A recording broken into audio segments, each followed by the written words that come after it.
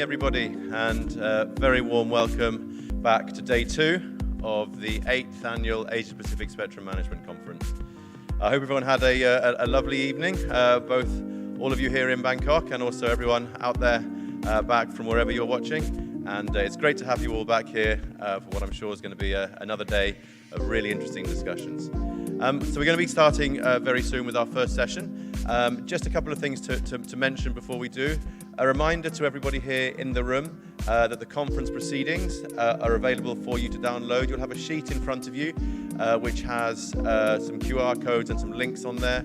Please do feel free to use those to download all the conference materials, and also you can access the Q&A area as well.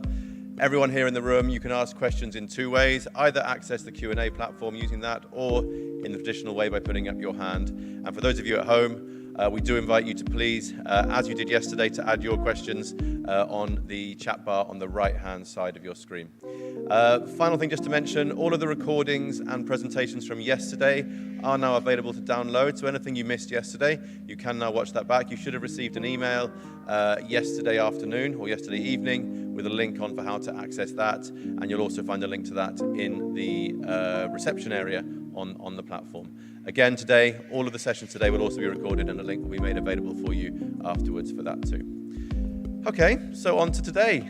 So the first session, we're going to have a series of presentations looking at case studies from countries on spectrum licensing. So to explain more and to introduce our speakers, I'd now like to pass over to Scott Minahan, and he's going to be moderating this morning's session. So Scott, welcome. Good to have you here, and I'll pass over to you. Thanks, Dan. Well, good morning, everyone. My name is Scott Minahan from Windsor Place Consulting, and it's great to be here in Bangkok with a number of participants, and also hello to everyone online. This is one of the, I think, one of the key Spectrum conferences that I really enjoy every year, and it's proved to be the case this year. So this morning we've got 4 speakers. The first 3 will be some case studies, one here from Thailand, another from Brazil, and the third one from South Africa. And interestingly, all of those 3 are multi-band auctions, very successful. And then lastly, we'll be talking about some licensing in relation to satellite services. So I think there's some time constraints for our first speaker. So I welcome Kunart from the NBTC, who we all should wish her well. She's in a moon boot, and hopefully her foot mends. And I pass over to her to do the first presentation. Okay. I hope it wasn't anything I said. Sure. Okay, thank you. Good morning, Kunart. Let me pass over to you. I've said very nice things about you to start the conference, and I pass over to you for your presentation. Thank you. Okay. Thank you, Mascot.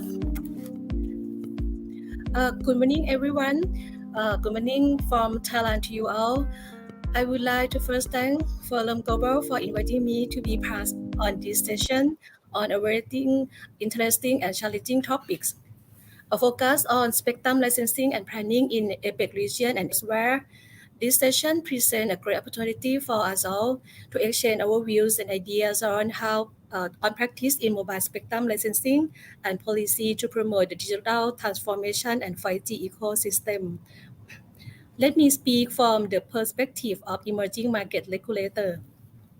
How the spectrum policy support the national digitalization strategy. Today, I would like to highlight two policy issues that should be the key strategic on spectrum policy agenda. Next slide, please. Okay, let me start with the MBTC practice in mobile spectrum licensing. Next, please. The MBTC has a policy objective to promote efficient use of spectrum and network investment while also ensuring the effective competition to the benefit for end user.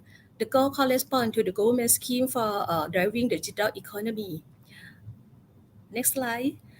In 2019, MBTC Commissioner has announced the 5-year MT Spectrum Roadmap as a guideline for stakeholders. The roadmap highlights initial timeframe planning, preparing the spectrum auction for the 5G first wave, 700 MHz, 26 MHz, and 26 GHz put up for auction for February 2020. We were successful in auctioning process and award license to the mobile operator. The second phase of the roadmap, MBTC has set up the working group responsible for preparing to release 3.5 spectrum. The roadmap for release 3.5 GHz consists of 3 stages: planning and decision, implementation, and award spectrum. The working group has to review the current use in extended C-band, access potential for coexistence between MT and satellite service, and conduct cost-benefit analysis. And the result will be the key issue for decision making. Next slide, please. What are MBTC practice in mobile spectrum licensing? Let me show some thought on Thailand practice in mobile spectrum licensing. What kind of thing do we think of if we're planning for spectrum licensing? As know that 5G will offer a data rate in multi-gigabit per second data speed. It is more reliable than in the previous generation, which is able to connect massive number of devices together, increase viability, and can give a good user experience. 5G technology will have impact on our business and many industries because it will offer the high data rates, high reliability, and low latency. This performance made of 5G is a key mechanism to drive economic reform and change the vertical industry in the country. We were more or less aware of this 5G technology performance. Now it becomes more and more clear that 5G technology and beyond will shape landscape and structure of our economy, and the degree of change will be faster and larger than before. This change could become a big threat to the business and economy as a whole if we don't adapt. And on the other hand, if we embrace this change and recognize the many opportunities that come with 5G technology, we could ride the wave of change forward. And the question is how we address the 5G trend. Where the 5G first wave is to be auctioned in the first time, there is no single best licensing approach. We consider the policy objective, Thailand market condition, current spectrum use, and competitiveness of the market, and the promotion of investment. We carefully make our decision considering the market context and consult industry to maximize the benefit of 5G. MBTC core principle for spectrum licensing was transparent and focused on future certainty. We work in close with partnership with stakeholders to enable a timely, fair, and successful licensing process. Spectrum license is technology neutral and service neutral, which enables spectrum to be used efficiently by mobile operator. What are the optimal spectrum licensing strategies which enable the technology innovation ecosystem? Next slide, please. I have talked about our spectrum policy through the international conference last year. I would like to talk a bit more broadly about the key issue related to the outcome and the policy and the Thai telecom market status. We recognize the challenge in investment in telecom industry and the shorter technology life cycle.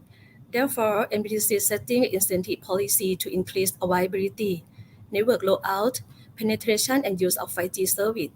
we carefully consider the right 5G spectrum license term and condition.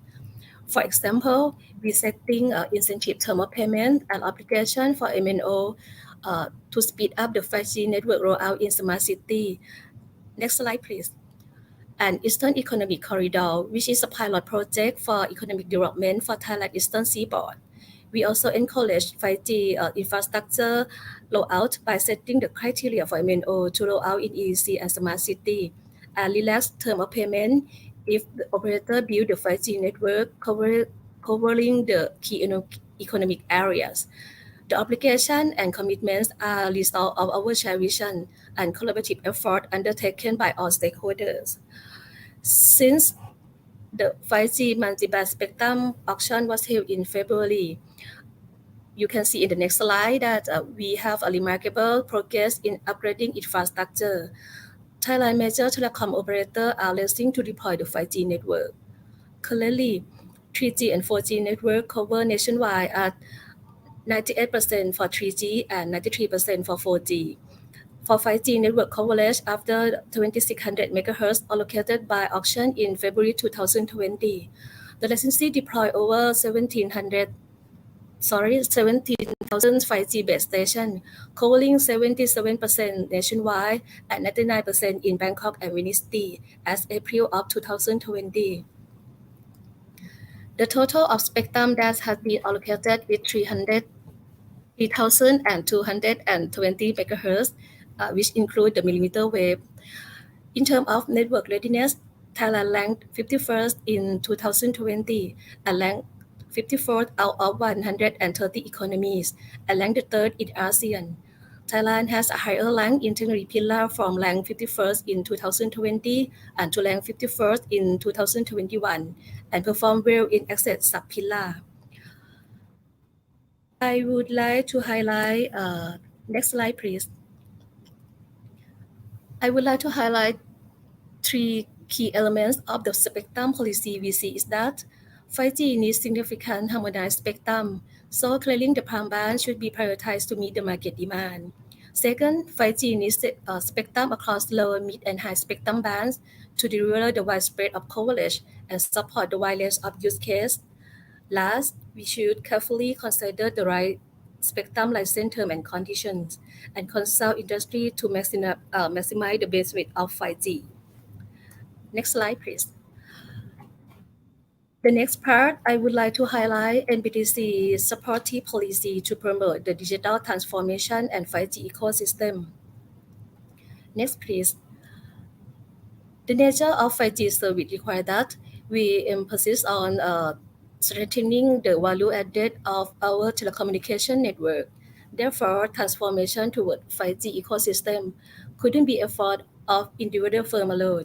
We need to focus on creating the 5G ecosystem with active collaboration from the wide range of stakeholders. The key question for all us is how do we accelerating the digital ecosystem development? Next slide, please. The first element of our plan is promoting innovation. In 2019, you will see the next slide about the regulatory sandbox. NBTC announced the regulatory sandbox to accommodate provision of telecom service, which is leverage new technologies such as 5G. It's open for telecom operator, vendor, and university to participate and test the equipment, and their service adopt new technology in a live environment within a limited and well-defined scope.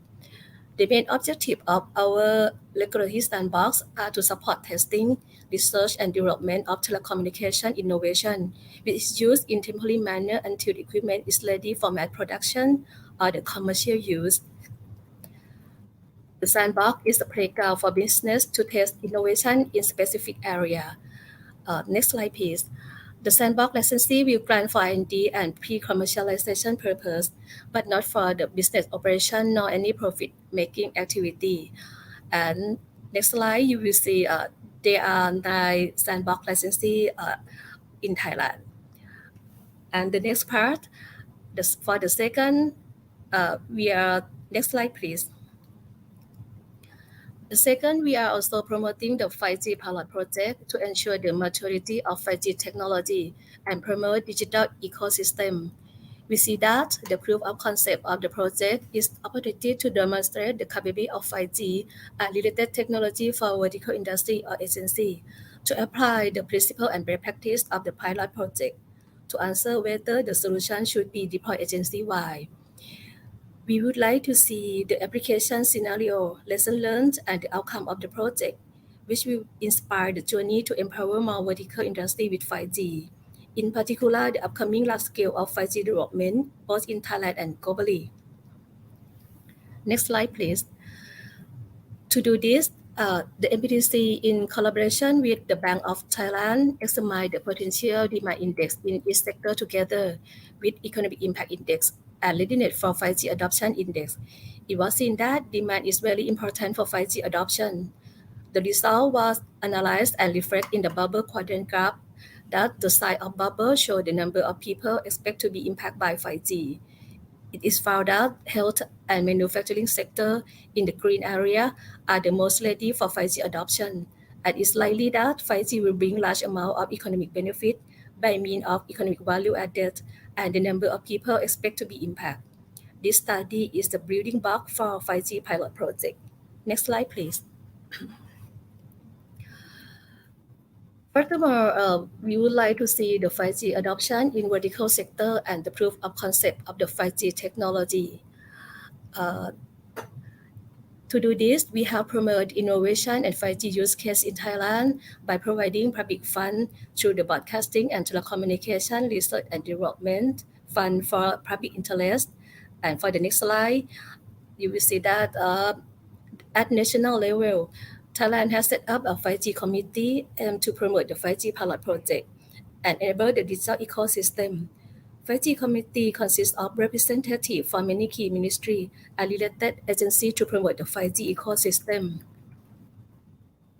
On the next slide, you will see that the 5G use case for the vertical preparatory joint with the Thai operator industry partner is comprised of 9 outstanding examples of 5G empowered application for 6 verticals.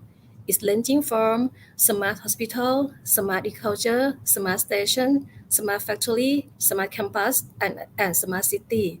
And most of the project is targeted to finish it this year. I would like to invite everyone looking the way forward to the 5G era, where several industries will be converging and collaborating with each other. It's important for the policymaker to make sure that there is sufficient availability for both mobile and fixed broadband for individual and enterprise. And I hope that Thailand experience for spectrum policy can inspire other countries for forward-thinking initiative to promote the digital economy. And last but not least, I would like to thank everyone for your time. And I would like to invite everyone who participate in the conference in Thailand. You have a good opportunity to try Thai mango sticky rice and durian fruit. So please enjoy your time here. And Scott, I think I have a couple minutes for my Q&A left. Okay. All right. Well, thank you very much. And, given that she's under some time pressures today, is there any questions that anyone has from the floor here in Bangkok? And no?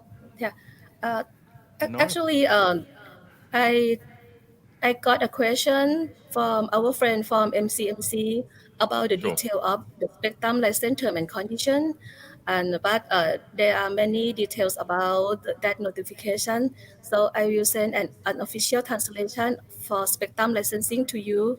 Please leave your email to us. And I also have a few questions from many countries who would like to see the outcome of the 5G project. And in the short time I have in my session today, I decided to use the 3-minute video clip to answer your question, as a picture is worth than 1,000 words. So I would like to end my talk today with the proof of concept of Sirilat world-class 5G smart hospital. So Dan, please tell me to open the video clip. Thank you. Sirilat world-class smart 5G hospital, 5G smart ambulance, The ambulance is equipped with 5G innovative solution for remote consultation with experts to provide real-time, comprehensive first aid treatment.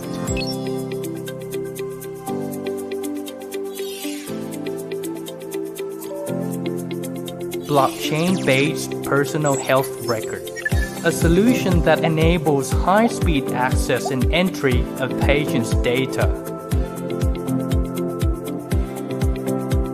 5G Smart ER, the emergency department with an advanced system to closely monitor patients' condition and timely alert the physicians.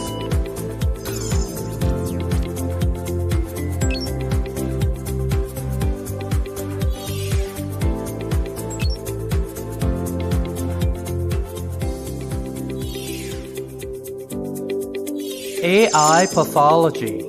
Pathological diagnosis is more precise and faster with artificial intelligence.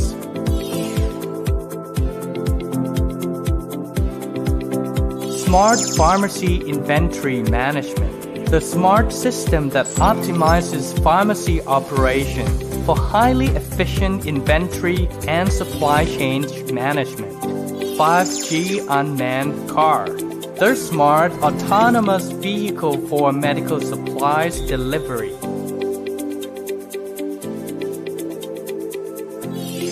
5G private network and hybrid cloud, the smart infrastructure to enhance the rapid data connection, processing, and storage. AI platform for NCDs, the innovative system for monitoring, assessment, and notification for patients with non-communicable diseases. The telemedicine platform conveniently connects patients with their doctors.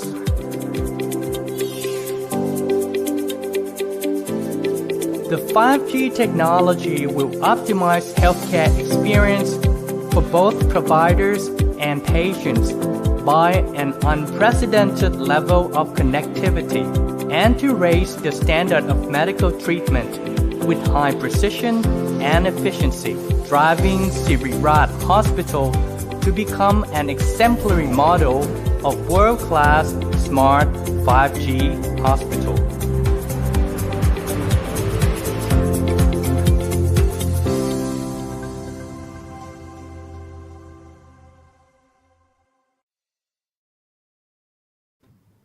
Thank you very much for the video. Do you have time for any more questions or not, Kunat? We have one question just about you've got to go? I would like to apologize that I have to leave for a very important. I have to participate in the board meeting, so I will ask my colleague to take all the questions and reply to you later. So, thank you very much. No, thank you very much, and thank you. So thank you very much. Let me just make a couple of comments too because of the time pressure. I think the Thai presentation is just excellent in the sense that, you know, around this room in many of the countries who are participating online and in the room, ask yourself, do you have 3,200 megahertz of total spectrum allocated to IMT?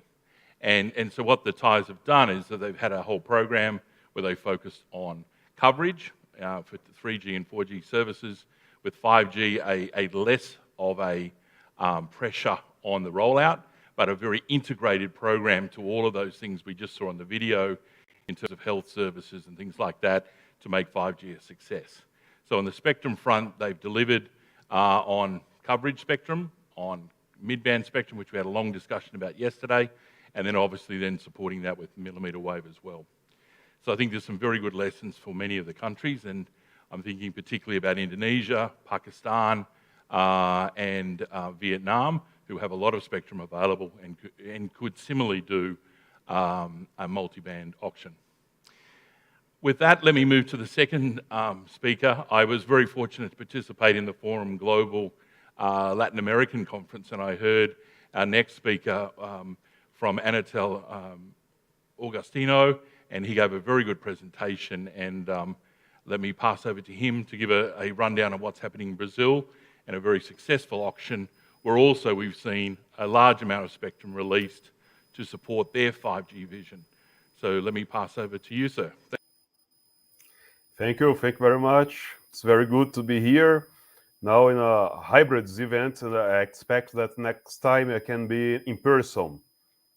So, okay, now I can see my presentation in the screen.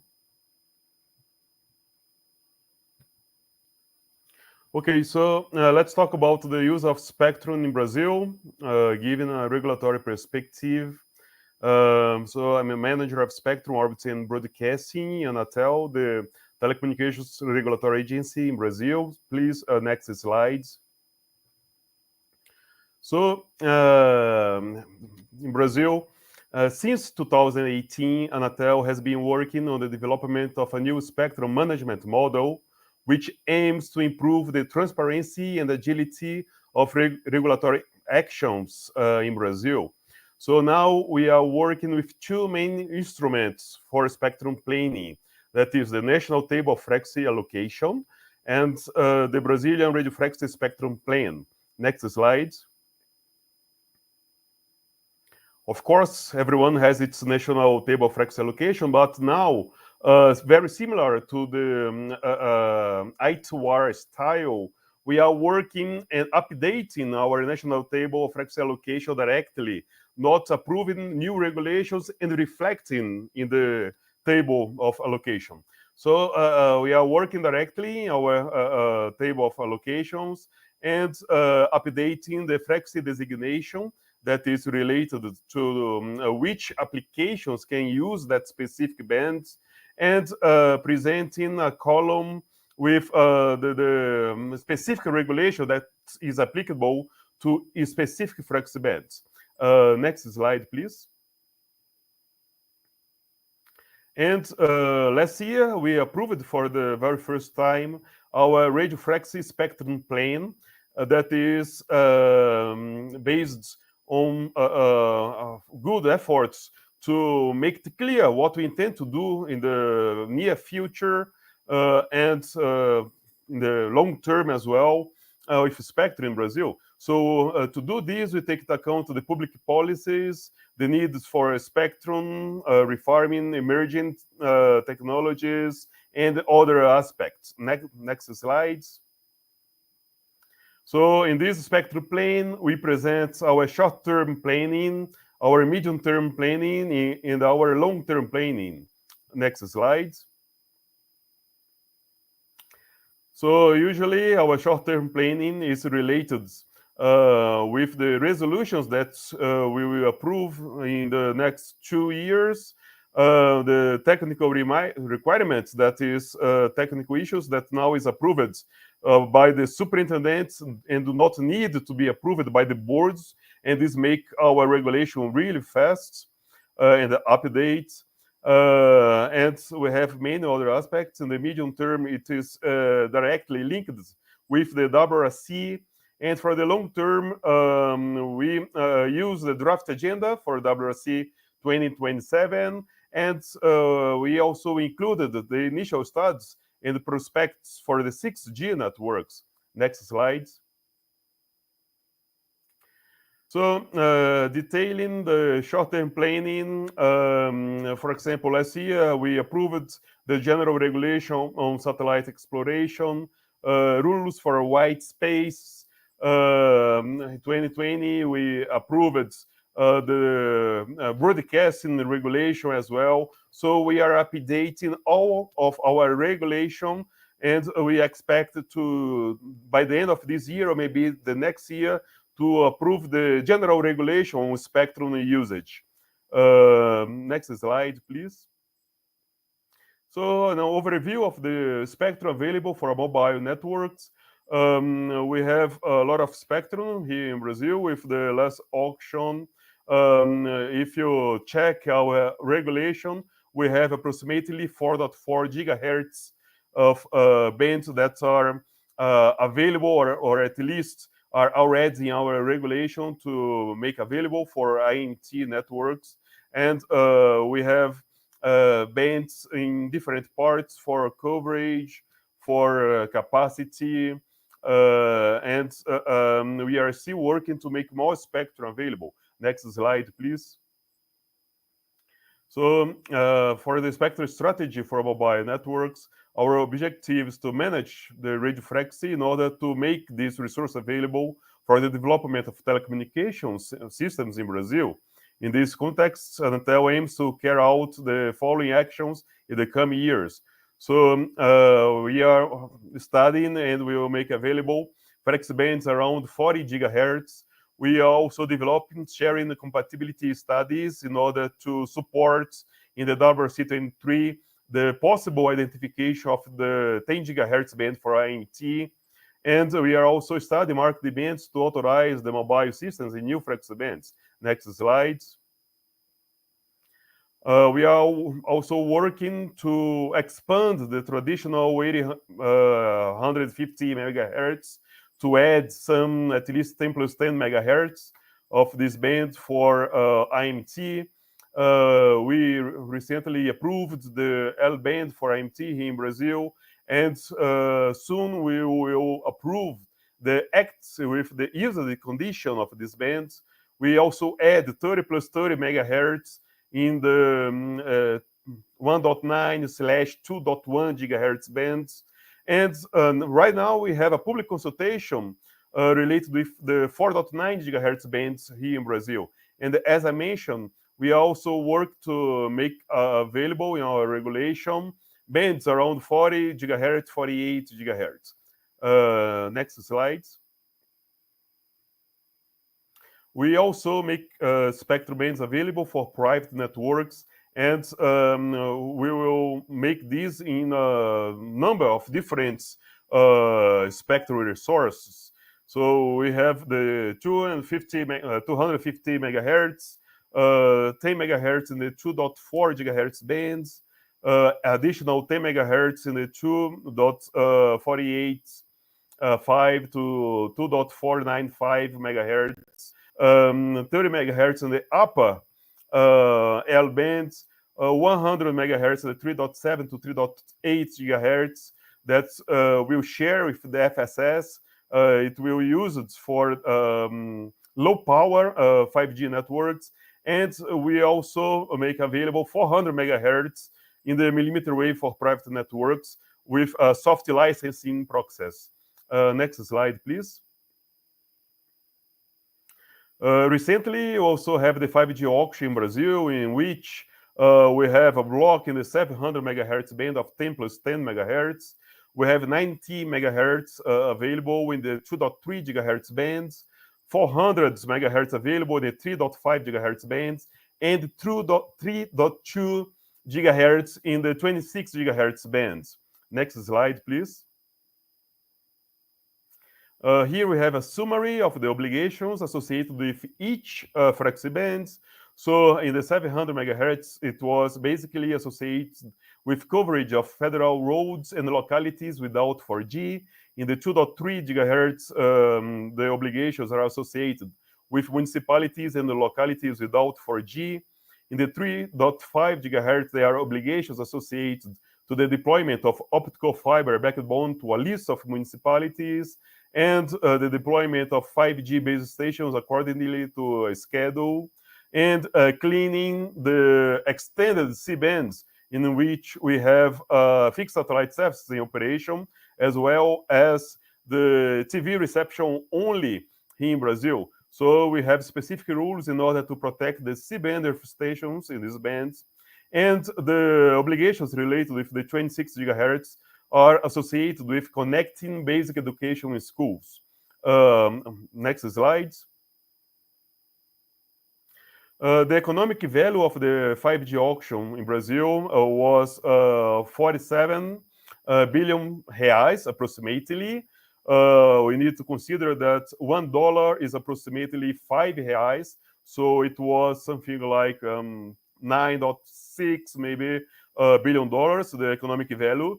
But only 10% was paid by the operators, because the other 90% are associated with obligations. So this is the money that is being kept in the telecommunications sector. So it is much better to make the investment in the telecommunications sector instead of the government make money for the treasury. Next slide, please. So, in a summary of the 5G auction, we will have all municipalities, main districts with 5G. We will have 1,700 localities that are not main districts with 5G, as well as obligations. 391 municipalities, main districts with at least 4G. And many other obligations with tens of thousands of kilometers of roads that do not have coverage currently. They will have at least 4G coverage. And we have around 3 billion reais to connect schools. Next slide, please. So some final comments. Spectrum auction rules offers regulators an opportunity to extend coverage to reach less attractive areas. IMT may not be economically viable in less attractive areas, so that's why it's important to establish the obligations, because in the end, if the operator do not have this obligation, they will not reach that place. And in the other side, this is associated with the economic value of the spectrum. So instead of, let's say, the government pay to make investments in that place, the operator, it's a different way of doing the same thing.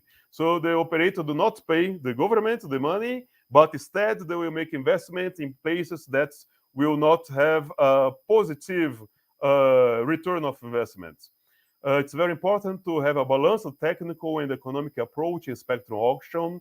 Here in Brazil, we have a simultaneous band awards, as you saw. We did the auction with 700 megahertz, 2.3 gigahertz, 3.5 gigahertz. So there were a lot of spectrum available, so that the operators could optimize their choice, and we could, from the regulator perspective, optimize the lot size. So we included, for example, 3.5 gigahertz lot size of at least 80 megahertz. So to have a good experience, it is desired to have 80 or 100 megahertz. In the end, we have operators with 100 megahertz or 80 megahertz in the 3.5 gigahertz bands. And we should also avoid spectrum fragmentation, and Brazil succeeds to avoid this. Countries like Brazil has to consider different ways to guarantee connectivity. Therefore, a good and up-to-date regulation is necessary. And here in Brazil, we have this spectrum plan that makes it clear to everyone where we intend to go by 2028. And since 2018, we have a new spectrum management model with high-level spectrum and orbit policies, in which technical and operational parameters are established by high-level technical staff. So with this, I would like to thank for the invitation once more, and here we are able to reply to the questions of the public. Thank you.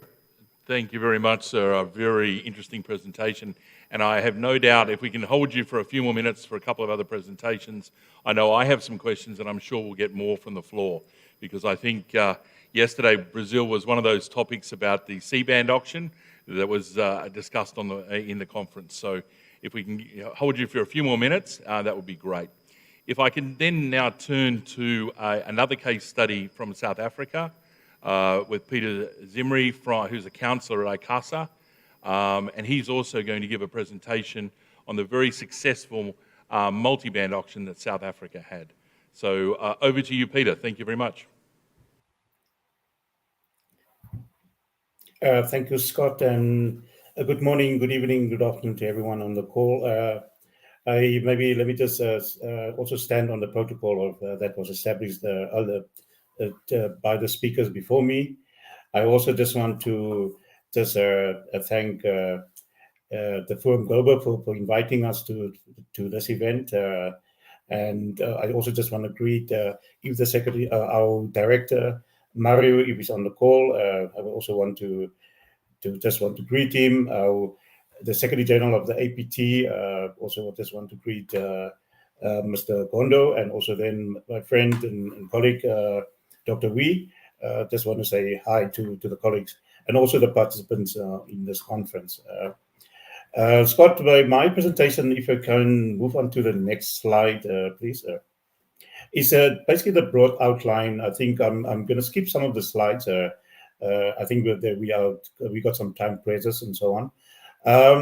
It's basically just looking at our mandate as an independent authority and looking at our spectrum management institutional framework, our licensing framework, then obviously the auction that we just concluded, giving some high level process map and also the current status of our IMT spectrum bands in South Africa, and then some concluding remarks, and then I can take some questions and some comments later on.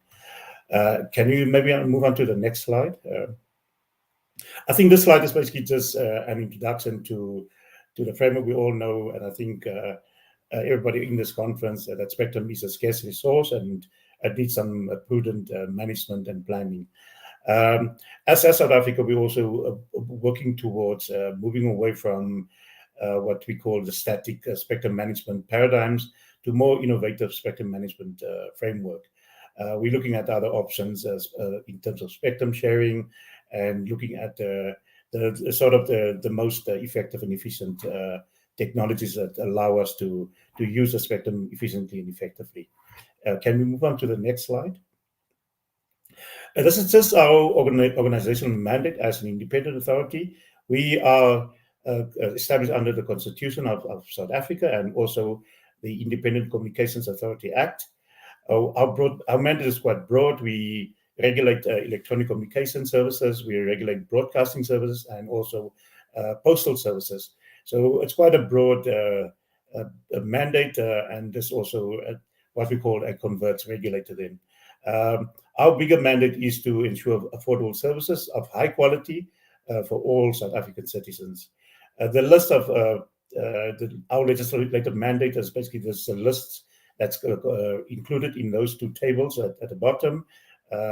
We do have the laws that we have to adhere to, and then obviously the policy mandate where we derive from our national development plan that sort of governs how do we develop infrastructure in the country, and to a large extent for this conference, the national radio frequency spectrum policy. Next slide, please. Our spectrum institutional framework is not different than anywhere else in the world. We subscribe to the International Telecommunications Union, obviously participating in the World Radio Conferences, align our spectrum band plans with the ITU radio regulations, and as the colleagues know, those red books that we can now buy online. We also participate on a continental level within the region, within the African Telecommunications Union, where we coordinate common proposals amongst the 55 member states on the continent. We also do then look at task groups. So we just, in the African Telecommunications Union, we just completed a common, what we call an AfriSAP, a common band plan for the continent, where then have got some rules and recommendations for our member states on the continent. Within the SADC community, the Southern African Development Community, we also try to largely to harmonize our band plans and also to our channel arrangement to avoid any cross-border coordination interferences and harmful interferences and so on. And that's also allow us within the SADC community to enjoy the economies of scales of equipment and devices. Locally, our spectrum management mandate is sort of divided between the policymaker, our Department of Communication and Digital Technologies, which you will see on my right-hand side, and then also ICASA, that's responsible for developing the plans, the band plan, align the band plan with the outcomes of other international fora, which will then be sent to our policymaker, which will approve the plan. Our policymaker is also responsible to coordinate spectrum for security and government services and look at those allocations. The other entities that's also very much involved, and I think similar to the Australian model, we do have our Department of Science and Innovation that looks at the square kilometer array telescope, which then look into deep space, and as an authority, we need to safeguard that area, which is almost a 200-kilometer radius from the core site, that we have to create a quiet zone and ensure that that there is no harmful interference to that telescope for the astronomy community. We also do have our Department of Health and that looks at safety and radiation, and our Civil Aviation Authority looking at radio spectrum for aviation requirements. We do have a long coastline. We do have our South African Maritime Safety Authority that's responsible for maritime safety and equipment on board vessels. And lastly, our South African National Space Agency, which is then responsible for launching of satellites. We recently launched about 3 microsatellites, which was successfully launched, and we're looking at a broader satellite strategy for the country. Can we then move on to the next slide, please? This diagram here, or the slide here, is basically just all our spectrum licensing regulations and framework that we have to comply with and that we develop over time, which we amend from time to time. We recently amended our National Radio Frequency Plan, which is in the center there.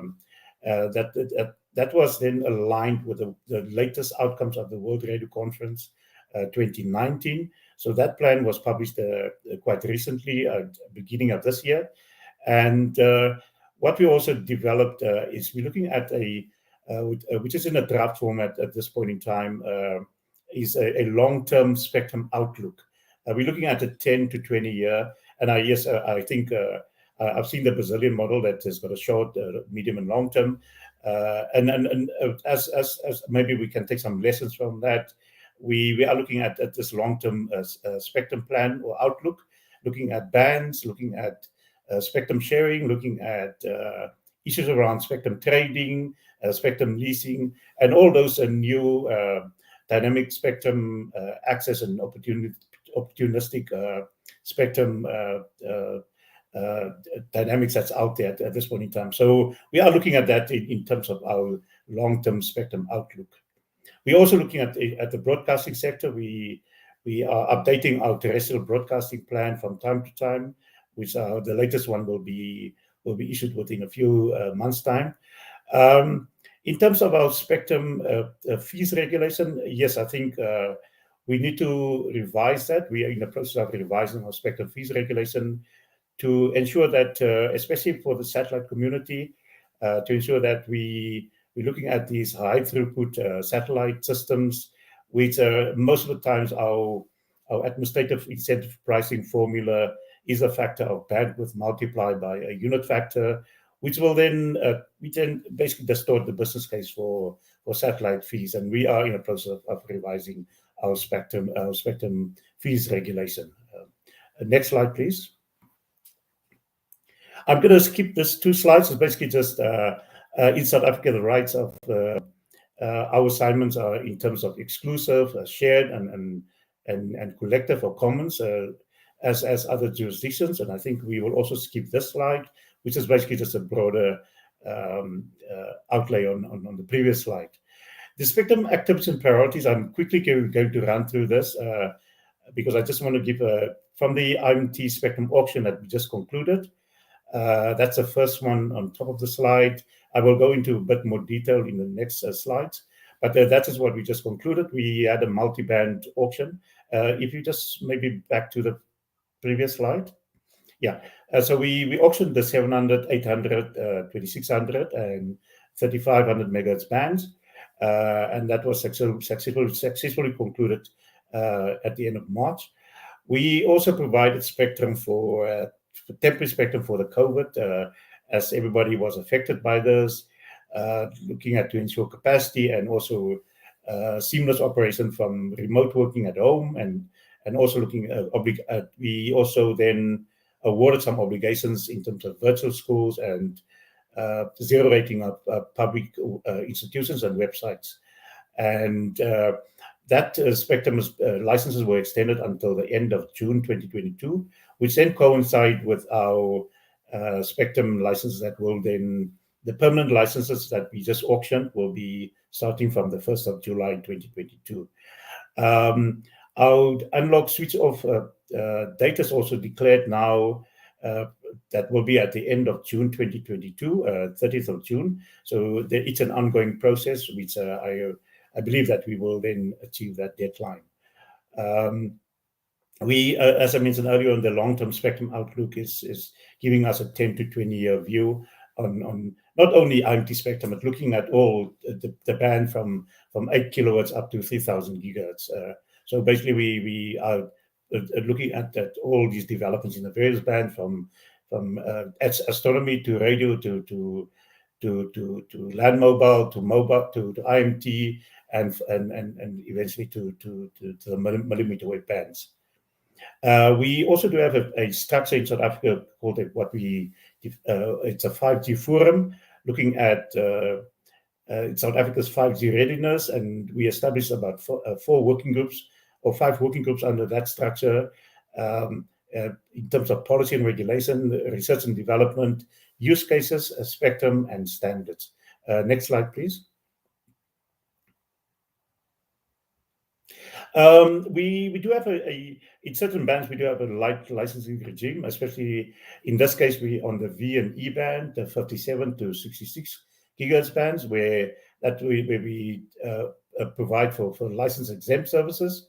The E band, we do have a light licensing regime in that band, which is a self-coordinated process, and we provide an administrative database for operators to register on that database since 2027.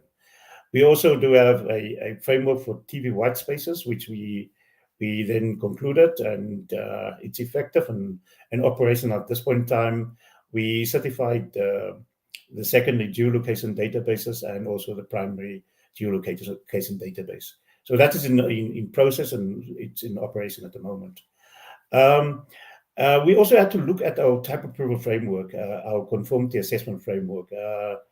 And I think the important part of this is that we're expecting this myriad of devices that will enter into the market, and we need to take away the burden of this long drawn out type approval processes. So we are also looking at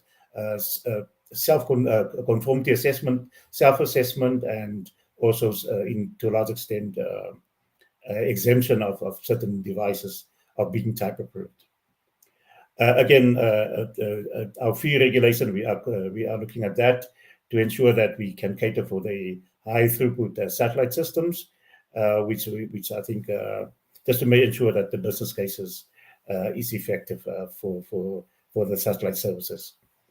On international fora, we participate in the World Radio conferences and also through the African Telecommunications Union.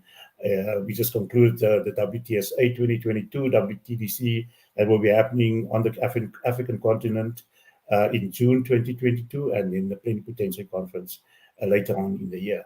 So yeah, we participate in all these different working groups and sub-working groups. Next slide, please. Coming to, I don't know how much time I have, but just coming to the high-level auction process that we just concluded.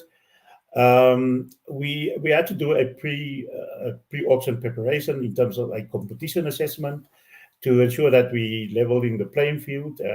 We do have 2 dominant operators in the country, and to ensure that other players can also get access to spectrum.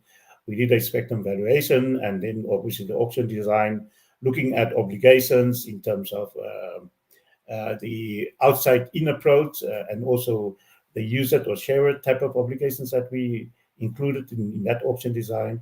And to a large extent, as my colleague from Brazil mentioned, is also looking at obligations such as throughput at the edge of the cell that we also then imposed on these operators. We went through a consultation process in terms of publication of information memoranda and workshops to ensure that the industry and the public understand the process. Because it was our first auction, we had to also bring some consultants on board. I think our colleagues that's on the call here at the moment or in the meeting, Mira Consulting, my colleague Hans Eusle, he's basically, he assisted us with this auction. It was quite effective. We published an ITA or an invitation to apply in December 2021. Applications were received in January 2022, and we then had to pre-qualify them.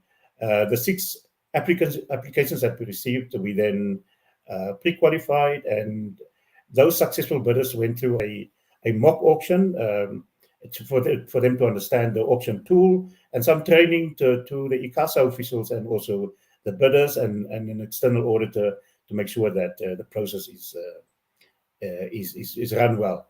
In terms of the actual different stages of the auction, we had an opt-in auction, which allows the Tier 2 operators, those to exclude the dominant operators, to bid for spectrum. And that was a single sealed bid auction, which we would then guarantee to have at least two credible national wholesale players to exit the opt-in auction.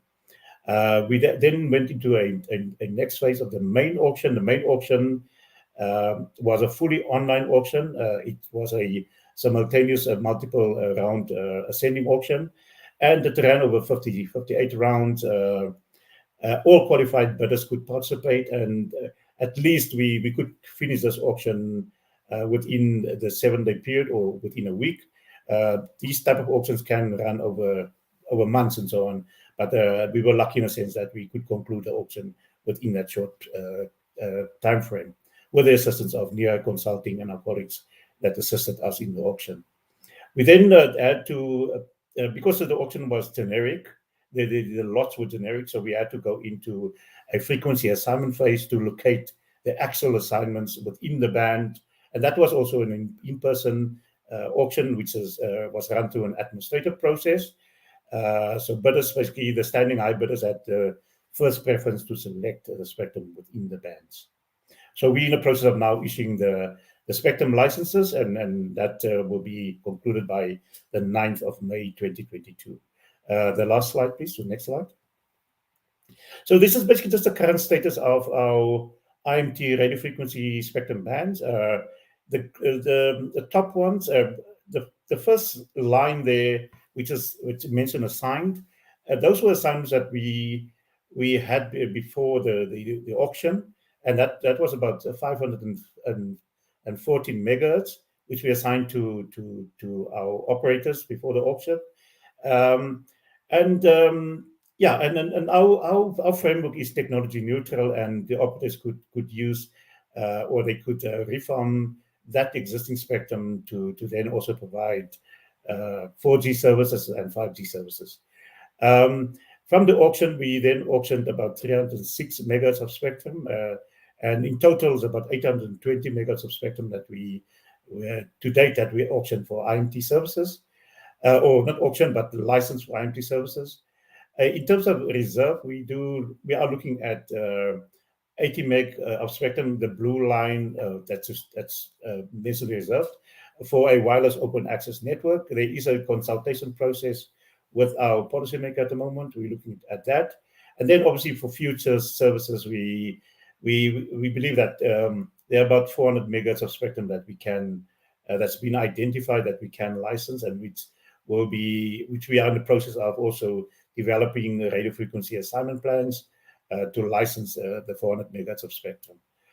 And I believe that in total we can then conclude of about 1,300 megahertz, and obviously this excludes all the millimeter wave bands that's in the making at the moment, and we still have to consider how do we license those bands. And concluding, maybe I can just move on to my last slide. Yeah, in concluding, I think once again we're looking at the next steps of the evolution of spectrum policy, the regulatory processes, and which is basically placed between the exclusive model of spectrum allocation and the spectrum commons. Our long-term outlook will then also, it's there to promote efficient and effective use of spectrum, also to meet the high demand of scarce strategic natural resources, And to meet the fast-growing need for capacity, I think data is new water, I suppose. And we are exceeding this availability of our scarce spectrum resources. But also we would like to provide some certainty with this long-term outlook, not only for IMT services. We're looking at all the rest of the other services, your satellite services, your land mobile, your maritime, aeronautical, all those kind of services in this long-term spectrum outlook. Chair, and thank you very much for that, and thank you very much for everyone for listening. That's my conclusion of my presentation. Thank you. Thank you very much, Peter. And I must say, I was one of the people having been involved early on with the high spectrum demand and some of the digital dividend in South Africa. I was one of the, I think, large number of people cheering when the successful auction happened. So congratulations to you and your team at ICASA. I'm going to call for questions from the floor in a second, but from the prerogative of the chair, if we can bring in Augustino and we'll have a couple of questions to both of you.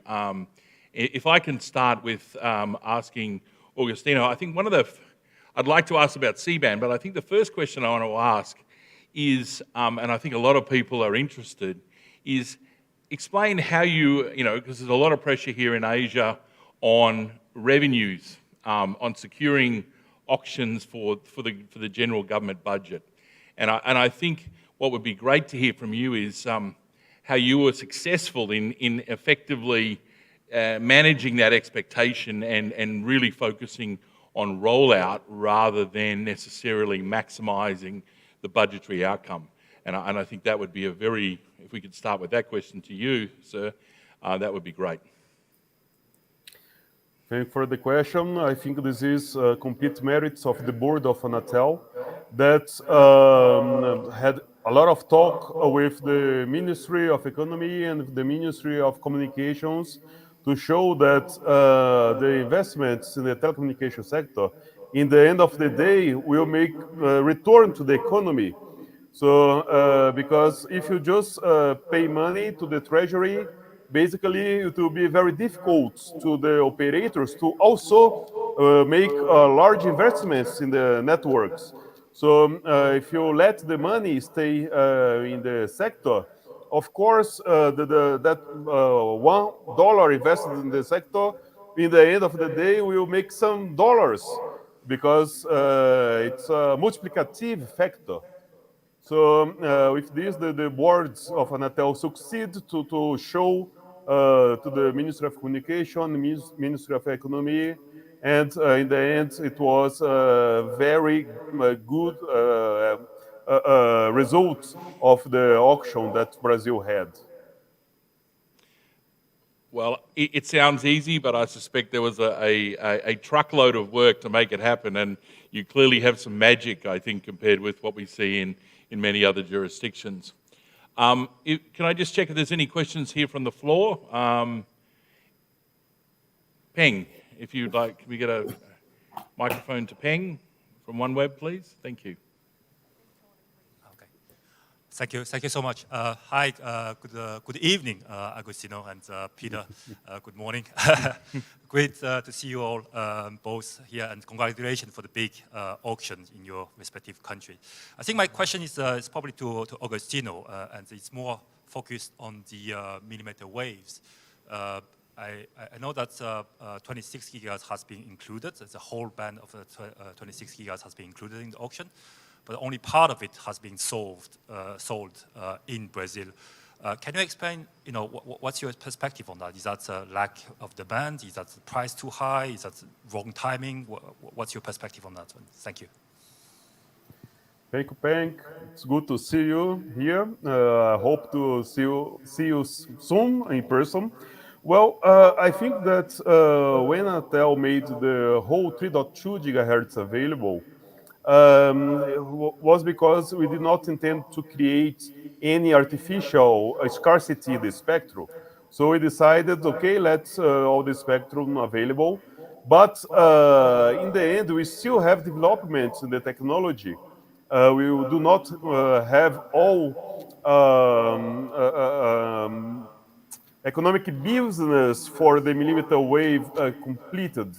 So in the end, we have operators with 1 gigahertz, but that's true. We have a lot of leftovers, basically half of the spectrum that was available. But in the future, Anatel will have some complementary auction. We do not have a date established. It can be maybe 1, 2, 3 years. But the most important thing is that for the time being, we have spectrum available and operators can provide good service with, depending on the operator, some has 400 megahertz, other 600 megahertz, other 1 gigahertz. So it's a lot of spectrum, and the future, when the technology and the market for millimeter wave is more mature, we can have the other bands also available.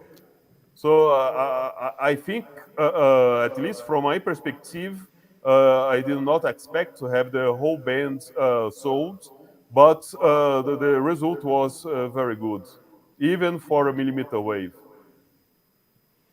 Excellent. Any other questions from the floor? If not, if I can bring in Peter, I'd very much like to ask you a question. You know, I'm not sure when they told you you were focusing on spectrum that you also have to become a lawyer and do many litigations in South Africa. And I'm certainly aware here in Asia we have, you know, countries like Pakistan that are trying to get spectrum back, and there's litigation in the 2.6.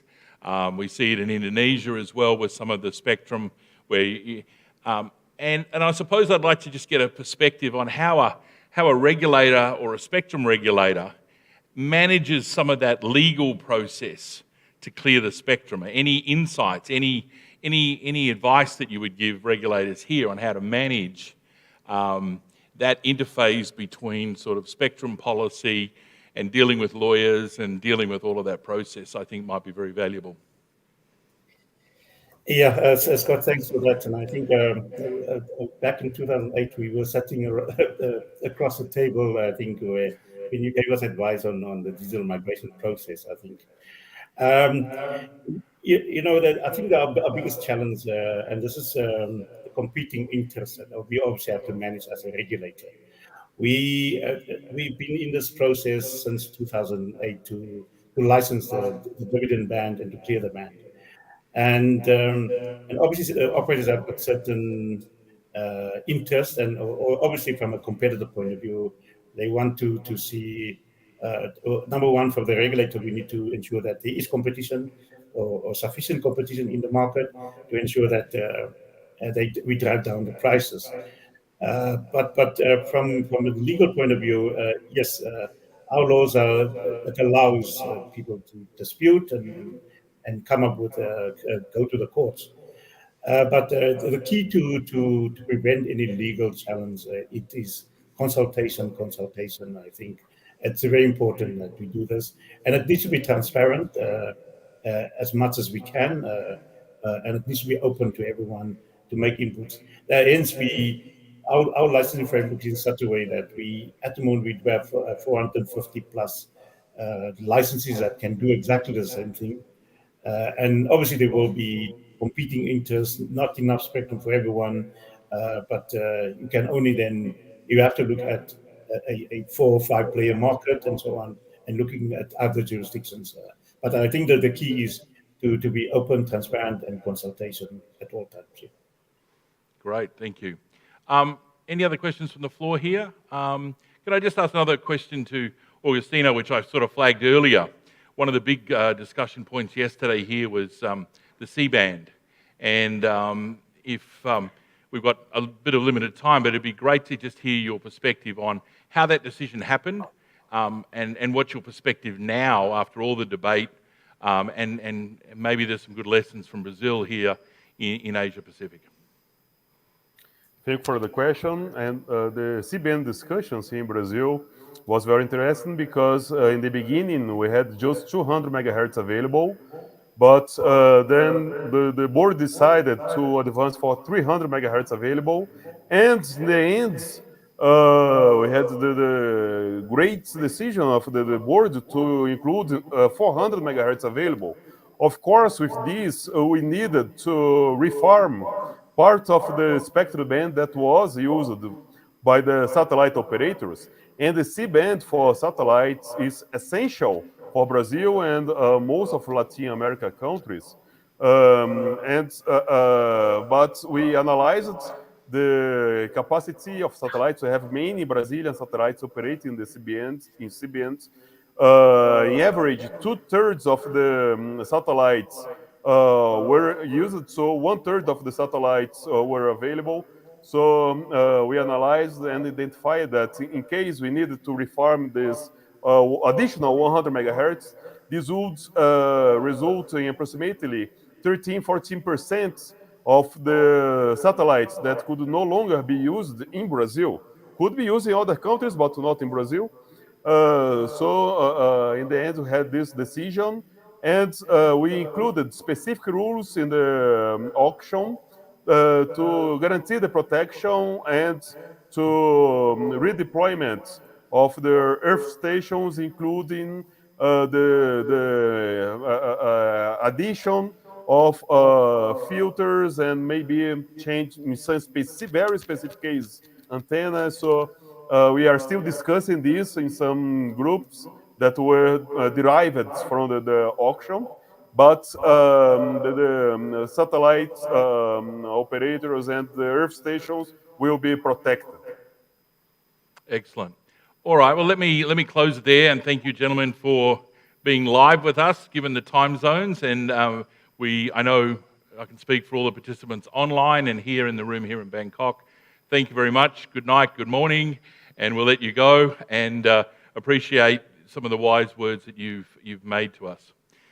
We're just going to pivot a little bit and now talk about if I can bring in Sharil, and he's going to talk.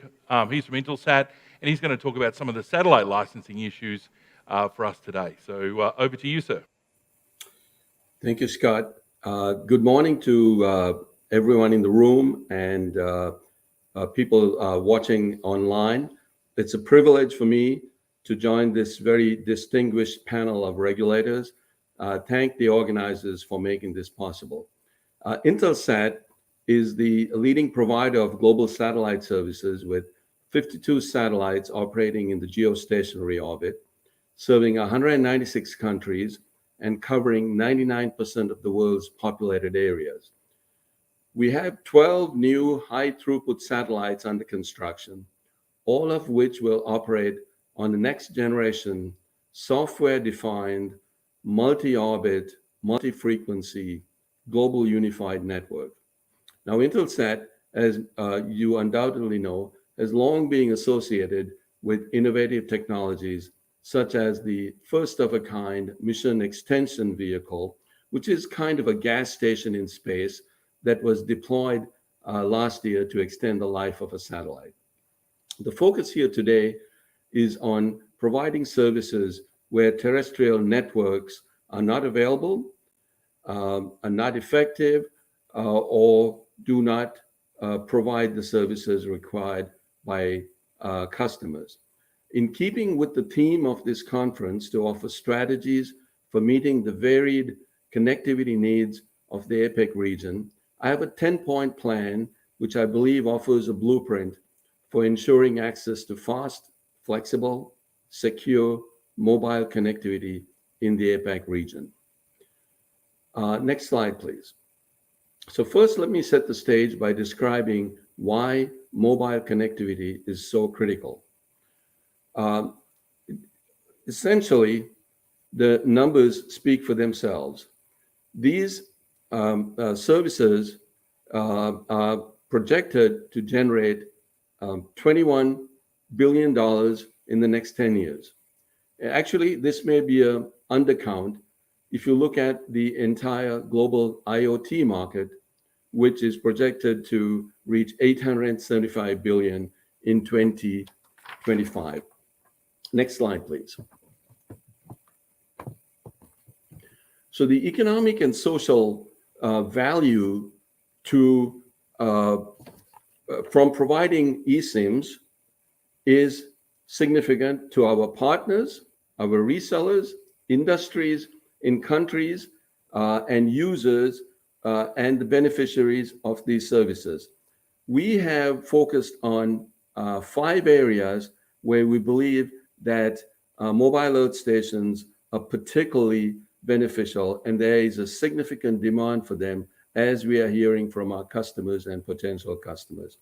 Those 5 areas are mining and remote exploration, rail, road services, and first responders, and NGOs. So let me just very briefly talk about some of the services that are demanded in these areas. Take mining, for instance. Lots of activity is not supported by LTE. Vehicles and people move out of the LTE footprint.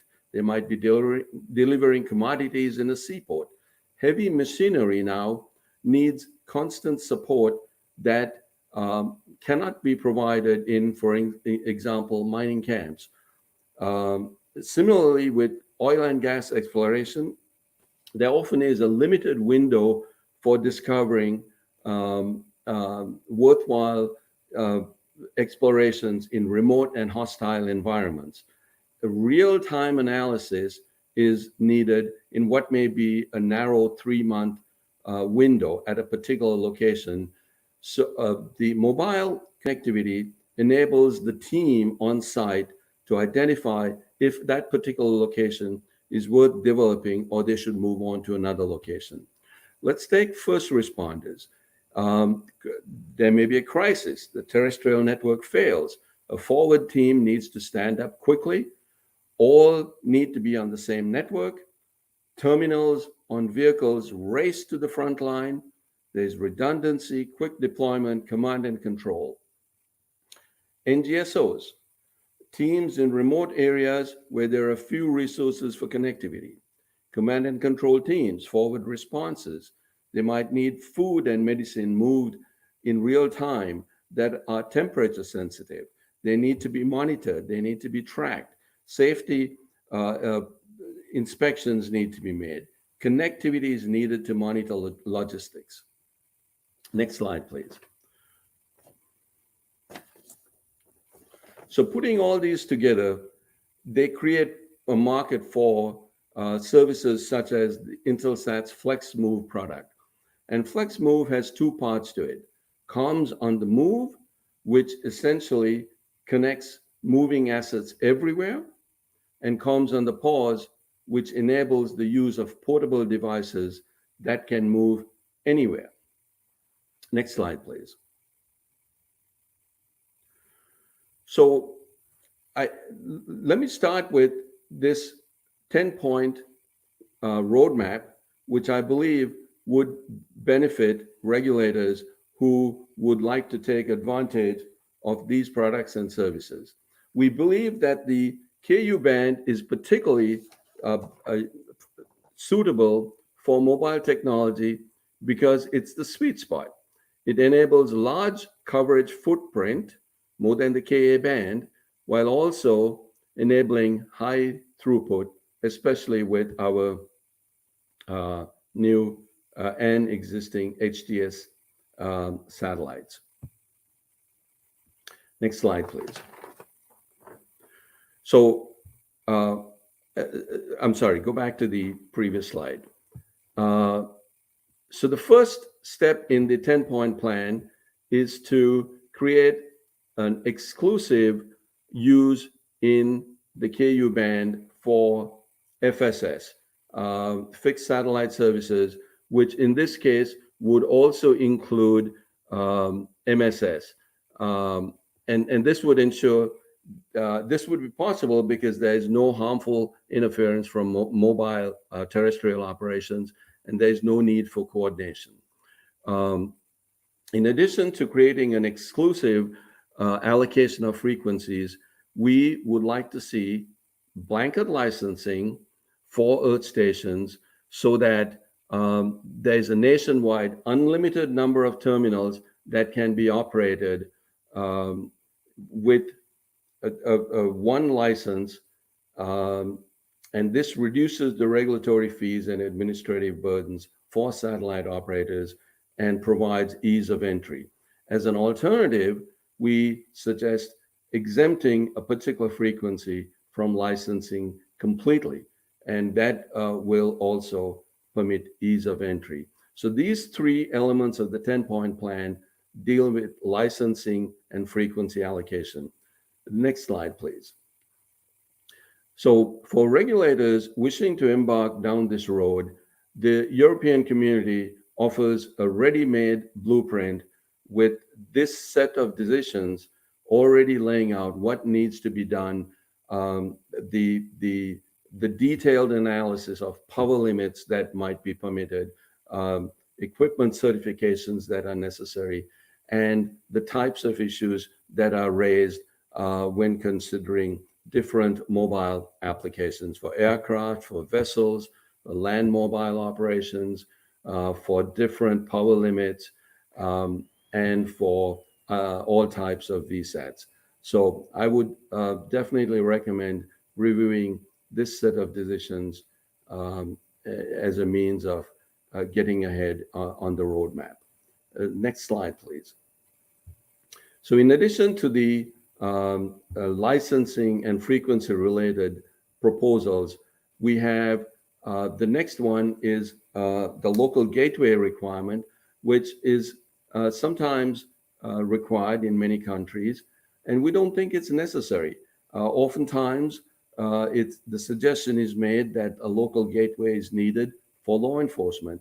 Well, there are other solutions. There is a virtual network that can provide the same functionality so that we can provide the necessary assistance to law enforcement.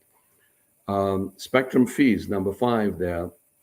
Spectrum fees, reasonable fees will be charged, but we suggest that they should be limited to recovering administrative costs, as is done in some countries, Germany, for instance, rather than charging on the basis of the number of terminals, because that's definitely a disincentive to expanding use of these mobile connectivity in a particular country.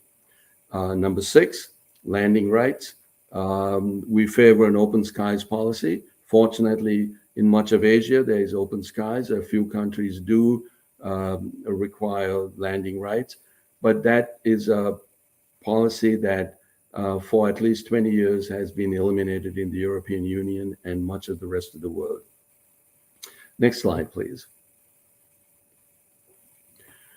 So we recognize that licensing is required to provide telecom services, but would countries consider exemptions for closed user groups or for enterprise customers, for private networks where the services are not sold to the public?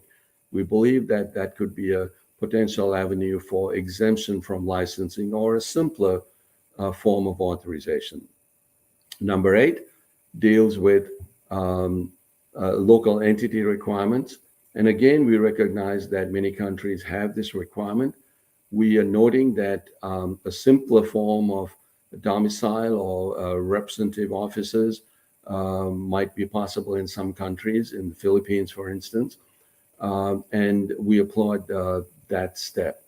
Number 9 deals with foreign ownership restrictions, and countries have varying scales of ownership or mandatory partnering. And number 10 deals with annual fees. We believe that the fees should be proportionate and reasonable and limited to the budgetary needs that will be addressed by the particular services that we provide. And they should not be so high as to be a barrier to entering the market. Next slide, please. So we believe it is essential for us to engage with regulators in forums such as these, and we look forward to the opportunity to work with regulators going forward. Fixed VSAT regulations are familiar to many regulators. They've been on the books for a long time. But we've found that when it comes to mobile VSATs, there is less of an understanding, less familiarity with the procedures, and maybe some additional work needs to be done. Australia, Canada, the US, and Europe have recently taken positive steps that are worth studying, as in the example I mentioned earlier. Let me turn now to 5 countries that we took a little bit of a detailed look at in the APAC region. Next slide, please. So the first country is Japan, which has a well-established procedure for eSIMs. We note that there are no landing rights required, gateways not required, blanket licensing is possible, comms on the pause, and comms on the move may also be permitted. There's probably a need to clarify the rules on comms on the move. We believe it may be a matter of terminology. The Ka band is often referred to as eSIMs, whereas in the Ku and C band, mobility is the term that is used. Next slide, please. I'll go through this fairly quickly because we're coming to the end of my time. In Indonesia, we believe a solid foundation is in place. Local gateways not required, but local data centers may be. Next slide, please. In South Korea, the key factor is local partnerships are needed. Foreign ownership is capped at 49%. Some exemptions may apply to some corporations. We do need to get a clear framework for eSIMs. Next slide, please. In the Philippines, as I mentioned earlier, new laws enacted last year. Their regulations are being developed. They're in a very positive direction. We look forward to working with the regulators and developing the rules so that we can enter this market. Next slide, please. In Vietnam, there's definitely a preference to work with local satellite operators. There's a little bit of uncertainty about the framework for foreign investment. The law on telecommunications allows foreign entities to operate with prior registration. However, the telecom law decree says that if a telecom license is needed, then a local entity is required, and foreign ownership is capped at 49% for facilities and 51% for non-facilities. Next slide, please. So, as we noted, these issues are being considered by regulators throughout the world and will be taken up at WRC 23. We note that WRC 19 Resolution 172 was created to look at additional Ku band spectrum for eSIMs. Next slide. I think we can skip this one. I've already talked about it. So let me get to the final slide. If there's one thing I would like you to take away, it is to consider these 3 steps. Consider allocating some bands, the Ku band, exclusively for the primary use of FSS services. Allow for blanket licensing and consider exempting licensing from specific bands so that we can bring these mobile services, which are in high demand, into the Asia-Pac region. Thank you, Scott. I'll be happy to take any questions. Very much, Sharila. I think it was a really succinct presentation, I think, for many of the people in this forum who are on both inside here in Bangkok, but also online. Can I just check if anyone's got any questions here in Bangkok? We haven't had any real questions, I don't think, come through online. We got a question which I think you answered already in relation to some of the pricing issues. Are there any other questions here? Maybe if I can just ask one last question to you. I think the key stumbling block that you have, right? Is there something that, you said what countries are doing, but what's the thing that they shouldn't do if they really want to facilitate participation and investment in your particular sector? Well, I think the biggest obstacle is that there is a lack of familiarity with the mobile aspect of it. The fixed VSATs, the regulations are well established. But when it comes to mobility, there is a concern that perhaps there's interference issues. There's a concern that operators may be, these services may be operating in areas which should be carved out as exempt from mobility. So I think that would be one, and then certainly the requirement to have a local entity or to work with partners. Now we do have partners. We work with local partners in the region, and our resellers do a thorough job and have been able to enter the markets. But it's the lack of familiarity, just a need to take a hard look at what other countries have done and perhaps learn some lessons from that. Well, that's great, because I think your presentation is a really good summary for anyone who's actually either approaching this or looking to improve their particular regulatory structures. So thank you very much. I'm not sure where you are, but it looks like nighttime, so thank you very much for participating with us in the forum today. With that, thank you, and let me hand back to Dan and the wonderful Forum Global team. Thank you very much. Thank you, Scott, and thank you for expertly guiding us through that session. So really appreciate it. And yeah, some really interesting case studies and points made by Shabil as well. So thank you very much to all of our four speakers in that opening session as well. So now we're going to move to another short break. Excuse me. So we're going to be breaking for around about 20 minutes or so. We'll be back here at 11 o'clock Bangkok time for our next two sessions, where we're going to be focusing on higher and lower frequency bands. So we're going to be starting off with a session looking at future shape of connectivity in millimeter wave frequencies, and then moving on to have a session focusing on UHF and sub 1 gigahertz frequencies. So that's all to come next, but for now, there's coffees and refreshments outside for attendees here in Bangkok, and for everyone at home, please feel free to go and stretch your legs and make yourself a coffee. Don't forget to check out the showcase sessions if you did want to do that whilst you're have the short break here. So the showcase sessions are available in the on-demand area on the platform as well. But as I said, we'll be back here in the main room at 11 o'clock.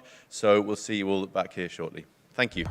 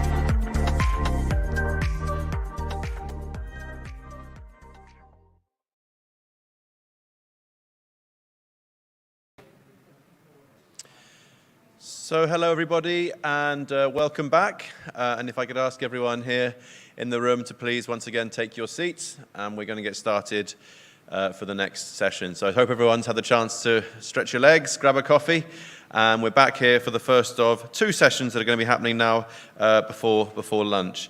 So we looked yesterday at mid-band frequencies. We had an in-depth focus on a number of different mid-band frequencies. We're now going to be changing and looking initially up the frequency bands, looking at the higher frequencies, and then afterwards we're going to be going down to the UHF band to look at those. So as I said, we're going up the frequencies now, and we're going to be having a session focusing on mmWave bands. So to explain more and to introduce our speakers and moderate the discussion, it's my pleasure to welcome here to the stage Kenny Liu, Principal Analyst at Welshman Keen. So Kenny, looking forward to the session, and I'll pass over to you. Thanks, Dad. Good morning, everyone, and once again, very excited to be here. And welcome, everyone, to us and the future shape of connectivity in the mmWave frequencies. So we do have a lot to get through, so I think it'd be great for us to, just get started immediately. And before we kick things off, we do have pre-recorded remarks from Mr. Shinji Ide, who is from the Ministry of Internal Affairs and Communications of Japan. And we just like to run the video now, I guess. So hello everyone, my name is Shinji Ide. I'm Director of the International Mobile Communications Office, Ministry of Internal Affairs and Communication of Japan. So please let me explain my gratitude to organizer for inviting me to this session. So in my presentation, I'd like to introduce 5G millimeter wave in Japan. And so I'd like to provide some points of view which would help the discussion on millimeter wave promotion.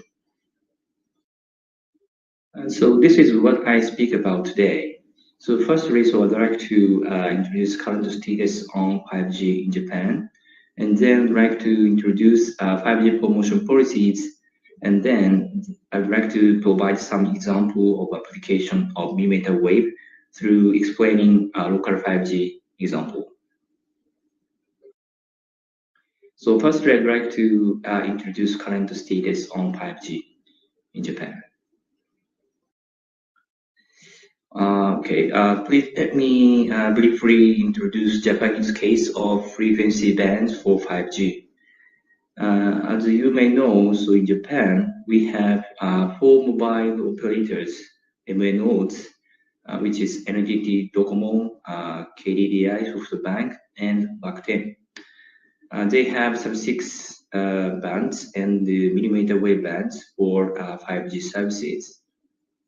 Regarding millimeter wave frequency allocation, as shown in the bottom chart, we allocated frequency band in 28 GHz band with 400 MHz band each operators.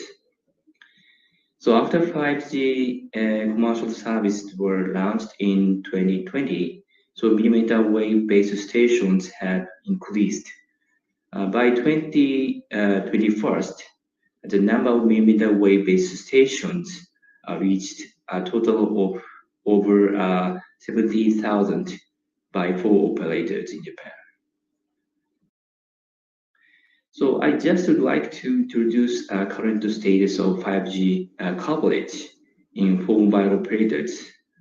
So this slide shows current status of 5G coverage areas in the center of Tokyo. So this is provided by NTT Docomo. The red areas indicate 5G coverage, and the green points are millimeter wave spots.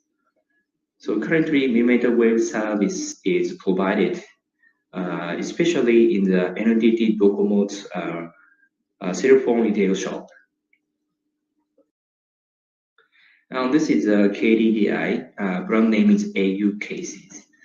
The orange and red colors indicate 5G areas, while the white spots are millimeter wave stations, base stations. And this is the case of SoftBank. The pink and red colors represent 5G area, while the purple colors are mmWave. And this slide, you can see the areas provided by Rakuten, and yellow colors represent 5G, and the purple colors are mmWave. So Rakuten is the fourth telecom operators which started the service from 2018. So as we see, mmWave coverage is small compared with the sub-6 of 5G and 4G. So we think that mmWave coverage has big challenge. And from the regulatory aspect, so we would like to promote mmWave for efficient and sufficient frequency usage. Let me briefly summarize the characteristics of the 5G to see the potential mmWave use case. These triangle figures in this slide shows the characteristics of 5G from the ITUR recommendation. mmWave can support enhanced wide broadband and ultra-reliable and low-latency communication. So these characteristics can realize, for example, transmitting high-resolution video for factory automation and remote medical care. So we think that mmWave plays an important role to realize true 5G, so which could satisfy users' needs on smartphone and in industry use cases. So this slide shows the challenges of the mmWave. Because of 5G uses higher frequency and base stations cover smaller areas. So operators have to set a large number of base stations. So we think that this causes two major challenges, so which is cost and location. Regarding the cost, a huge amount of investment is required by telecom operators in order to install 5G mmWave base stations nationwide. And the other issue is location. So to cover wide areas, telecom operator have to find many locations to deploy mmWave base stations. So we think that it is necessary to promote 5G deployment so that everyone can receive the benefit of 5G. So MIC is supporting operators in deployment of 5G base stations nationwide, including mmWave base stations. For those backgrounds, so we are promoting 5G deployment. So I'd like to introduce 4 promotion policies. First one is tax incentive. So in order to support investment for 5G base stations, so we have established a tax incentive system to deduct 50% of the amount of investment from payable corporate tax. For example, if a mobile operator invests 100 billion yen for the deployment of 5G base stations in 2022, 50% of that amount, that is 50 billion yen, will be deducted from the payable corporate tax. As we like to facilitate early deployment of 5G base stations, the deduction rate will be gradually reduced from 2023. In addition, the deduction rate will be different between urban areas and rural areas to facilitate the deployment of 5G base stations in rural area. And so we expect that this tax incentive realize earlier deployment of 5G, including mmWave base stations nationwide. The second one is Open RAN. In 5G, base stations are functionally divided into DUCU and RU radio unit. So, for example, the Open Alliance, which is a standardization body for establishing an open interfaces in mobile base station, provides open front haul interface specifications between DUCU and RU. In 2019, so they released the first specifications. As a result, so the operators can choose RUs and CUDU by different manufacturers according to their own requirements. MIC is promoting the openness of 5G base stations because Open RAN can realize deployment of low-cost and trustful 5G networks. And we expect that Open RAN can contribute to early and efficient expansion of 5G network. And the third one is sharing infrastructure. As I mentioned previously, it is necessary to deploy a large number of 5G base stations to cover a wide area. This is costly, and it is difficult to find appropriate locations for deployment of towers and antennas. So to solve this issue, sharing infrastructure helps operators to save space and cost. So currently in Japan, there are infrastructure sharing companies which provide services for deployment and maintenance of 5G base stations on behalf of multiple operators. So in 2018, we published guidelines for infrastructure sharing businesses. So as a result of the cost saving, operators could invest further deployment of new base stations. So we believe that infrastructure sharing is one of the effective ways for deployment of 5G network. Last one is sharing equipment. This is a further evolution of infra sharing. The sharing of the base station unit is intended toward sharing not only towers and antennas, but also RU equipment.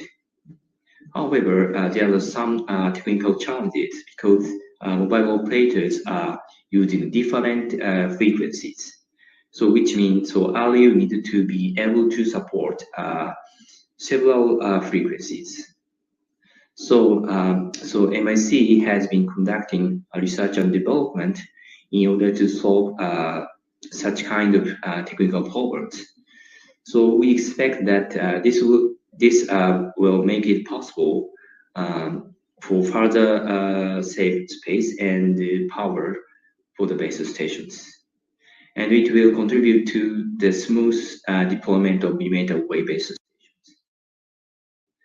So next I will introduce an example of industry 5G application to the example of local 5G promotion. So local 5G is a private 5G, so which enables bundle owners and building owners to establish and operate 5G networks on their premises.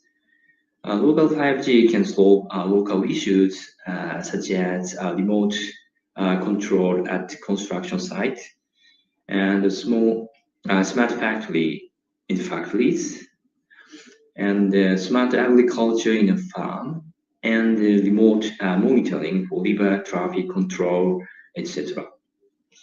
So unlike 5G services by mobile operators, local 5G can provide customized networks with flexible specification that meet local needs, which is, for example, less latency and more security. Regarding our frequency allocation of local 5G, so MIC has assigned the dedicated spectrum of both mmWave and sub-6 GHz band for local 5G. So in the 28 GHz band, there is a total of 900 MHz bandwidth. In this band, so we set sharing conditions such as restriction on the area of use and the indoor use to share the frequencies with existing services such as public services and satellite services. So as of now, so MIC issued local 5G licenses to over 100 organizations, including manufacturers, cable TV companies, and local telecommunication carriers, and local government, etc. And from 2020, we have been carrying out several field trials in several fields for industry 5G applications. This example would be a good use case of mmWave usage. So popular use case is to test high resolution data transmission for automatic operation of agricultural machinery and remote monitoring and the control of self-driving vehicles. We think that we have to develop industry use case to spread mmWave in 5G, not only smartphone. So this is the end of my presentation. I hope my presentation could contribute to the discussion on mmWave promotion. So thank you very much for your kind attention.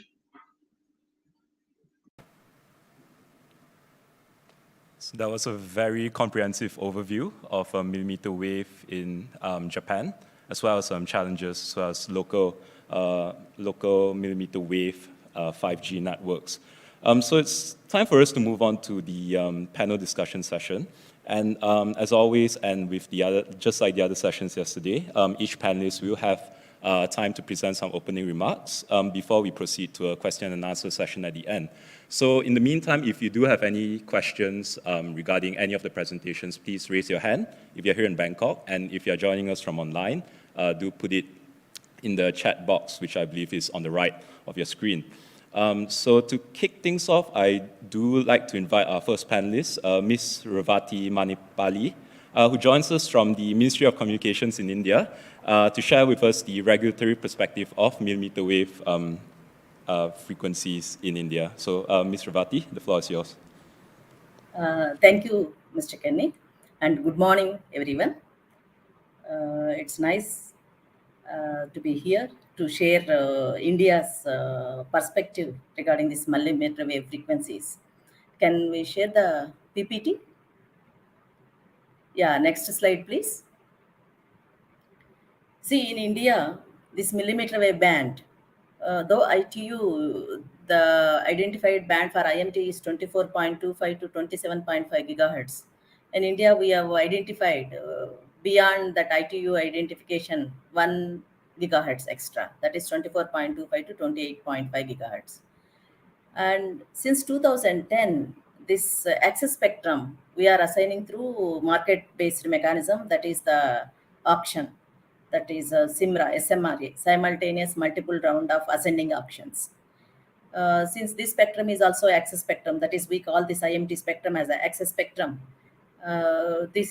We are planning to assign through auction, and this auction process has already been initiated. In any auction process, we before finalizing the parameters and technical as well as financial conditions, we send a reference to our regulator, that is the TRAI, Telecom Regulatory Authority of India. Then based on the stakeholder consultation and open house consultations, our regulator TRAI gives the recommendations, but it is the DOT in the Ministry of Communication which decides in consultation with the different ministries. Finally, with the cabinet approval, we go ahead with the auctions. This regulator has provided their recommendations on this 11th of this month. Now, department is very actively examining these recommendations. We are in the process of taking it to cabinet, and probably within a month, we'll be going for auctions. Next slide, please. Yeah, now we see this band The band what India is planning to go for IMT is 24.25 gigahertz to 28.5 gigahertz. Of course, this is a TDD band plan, TDD mode we are taking, and band plans as per 3GPP. There are 3 band plans covering these bands. That is N258. That band plan is 24.25 to 27.5. That is ITU band. Another N257 is starting from 26.5 to 29.5. Another N261 is within this band, 27.5 to 28.35. See, India, it is covering both N258 and 257 band plans. Since we are auctioning the entire spectrum, so what we are planning to leave this band plan adoption to the concerned telecom service provider, that is operator. It will be the operator's choice, whatever band plan he want to put, because handheld devices are operable in all the bands. Next slide, please. So gist of the recommendations, and mostly majority of the recommendations ministry is accepting with slight modifications. The first one is we adapt any band plan, that leave it to the TSPs. Then up to 27.5, it is purely for IMT, except at certain places. We are giving a keep out distances for Earth exploration satellite active services. Whereas in the band 27.5 to 28.5 gigahertz band, this is basically millimeter wave band. What we see is for capacity, and its deployment is not ubiquitous, and mostly it is sort of like a hotspot like type of a scenario.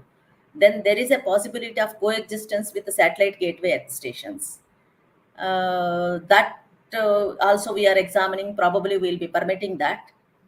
Next, we have already permitted this band for Earth station in motion, especially in the aeronautical and maritime services, not on the land mobile. We now try to permit in the shared use this aeronautical and maritime ACMs, and they're geographically separated from terrestrial IMT.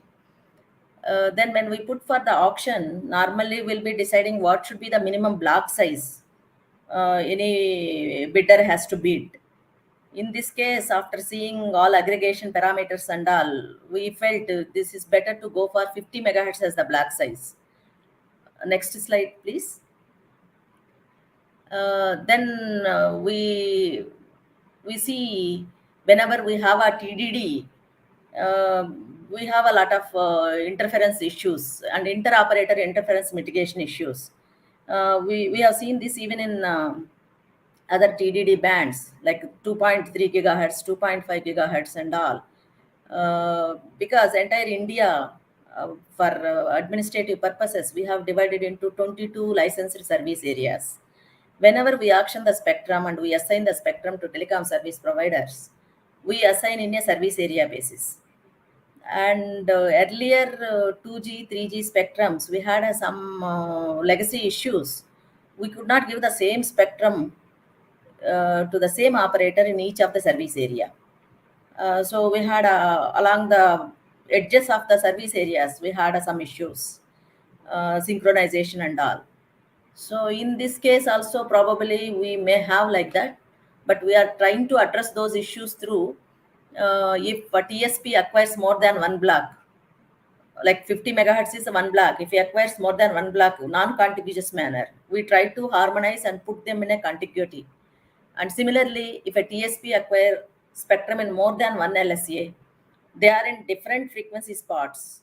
Once the auction is over, we try to harmonize them so that as far as possible, there'll be same spots will be allotted to the TSP across the service areas wherever he won the spectrum.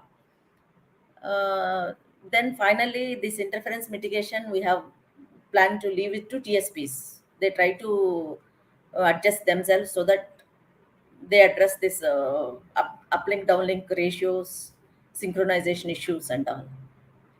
Next slide, please. And then normally whenever we assign the spectrum or we auction the spectrum, we have a rollout obligations also we specify, so that over a period of 5 years, we have given how many areas or how many sites each operator has to roll out. Otherwise, we'll be levying some penalties over him. Another is a spectrum cap. How much in each operator can hold? We have tried to put 40% of the spectrum cap. Next, reserve price is the very important thing. Pan-India per megahertz price, it is 69.9 million rupees, equivalent to $0.9 million. Then first time we have brought the concept of leasing and surrender of the spectrum. Next, please.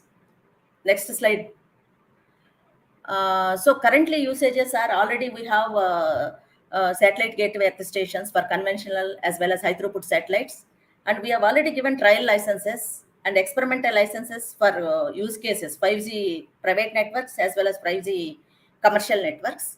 And India is planning to launch this 5G by 15th of August 2022. Thank you. You have any questions? I can answer.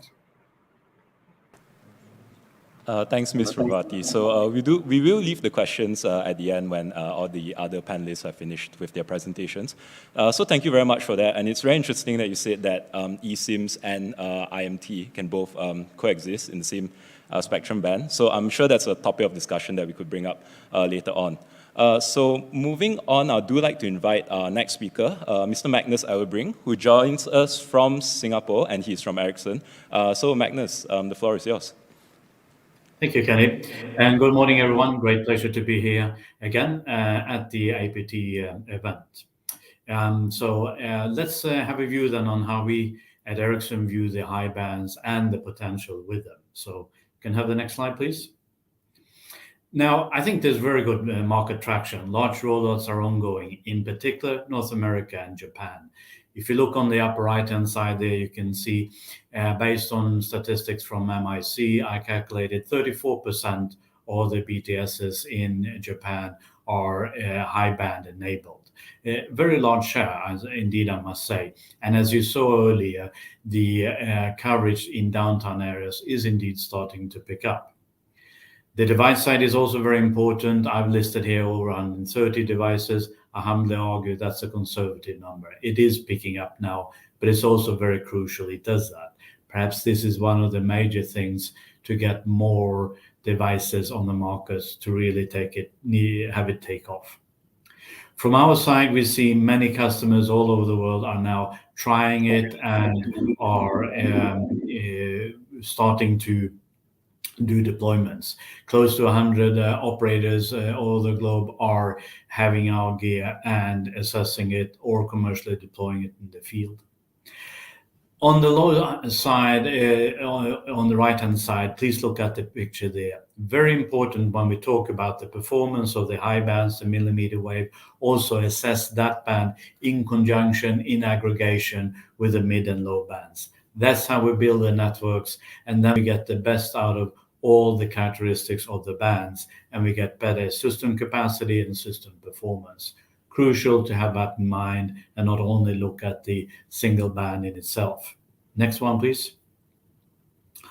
So where is it being used? Well, we see this being used broadly. I think the first picture out there is the most important one. On macro sites in dense urban environments. Indeed, that's what we see as an example now in Japan, where we have very dense grids, and we can assess that potential. Simple site deployment and beam it down the street and to partly cover indoors and all the outdoor areas. New business opportunities are coming, like fixed wireless access that's being used not the least in the United States. Crowded areas like arenas, etc., is being deployed. Industrial usage also of importance, dedicated deployment then. Then as well, we see now some segments coming stronger. One example here with media services that in many areas wants to try this out from live streaming and having a good connection up to the home base. And then around the corner, of course, metaverse with XR that we think will come in a few years here. More and more we see companies gearing up for it. Why do we want to have it then? Extraordinary high performance, high capacity, low latency, and also low jitter. Important to develop or to deliver a good multimedia performance. Next slide, please. So have a look at the performance then. 3 examples here. With Singtel, we earlier made a field trial of aggregating and having dual connectivity between the high band 28 gigahertz and the mid band 3.5. And you can see it's staggering speeds, 5.4 gigabits per second in the downlink. It is fantastic in urban environments. Second example, fixed wireless access. Here's a range test at number of places. We've done this extended range coverage here with 7 kilometers range. We've done that in Thailand. We've done it in Australia. We've done it in Italy as examples. Great potential to offer new services and using all of our capacity as is there in the high bands. Then let's have a look at a major crowded event where we had thousands of people gathered. Just have a look at the load carried on Wi-Fi in that event site and the load carried over 5G. The 5G load was more than 120% more than Wi-Fi. And did the high bands deliver it? Indeed, on the downlink, over 80% of the traffic was on the high band. In the uplink, over 2/3 of the traffic on the high band. Then mid-band took the next stake and just a small share on the low bands. And the high bands weren't even close to the capacity limit. It truly delivers in this kind of example. Next slide, please. Now, I said put it on macro sites. Here's an example. This is a simulation, I should say. It's over London. You see Tottenham Court Road, you see Covent Garden. Here we are assuming 800 megahertz of allocation in the 28 gig band, and we're assuming rooftop deployment, 23 meters antenna height. And I think quite conservative, not the least here in Asia, 200 meters site to site. That gives us a 97% likelihood of having coverage. Take a look at the graph for the streetwise coverage. Try to find yellow spots, 100 to 500 megabits per second. There are 3 spots that I can barely see.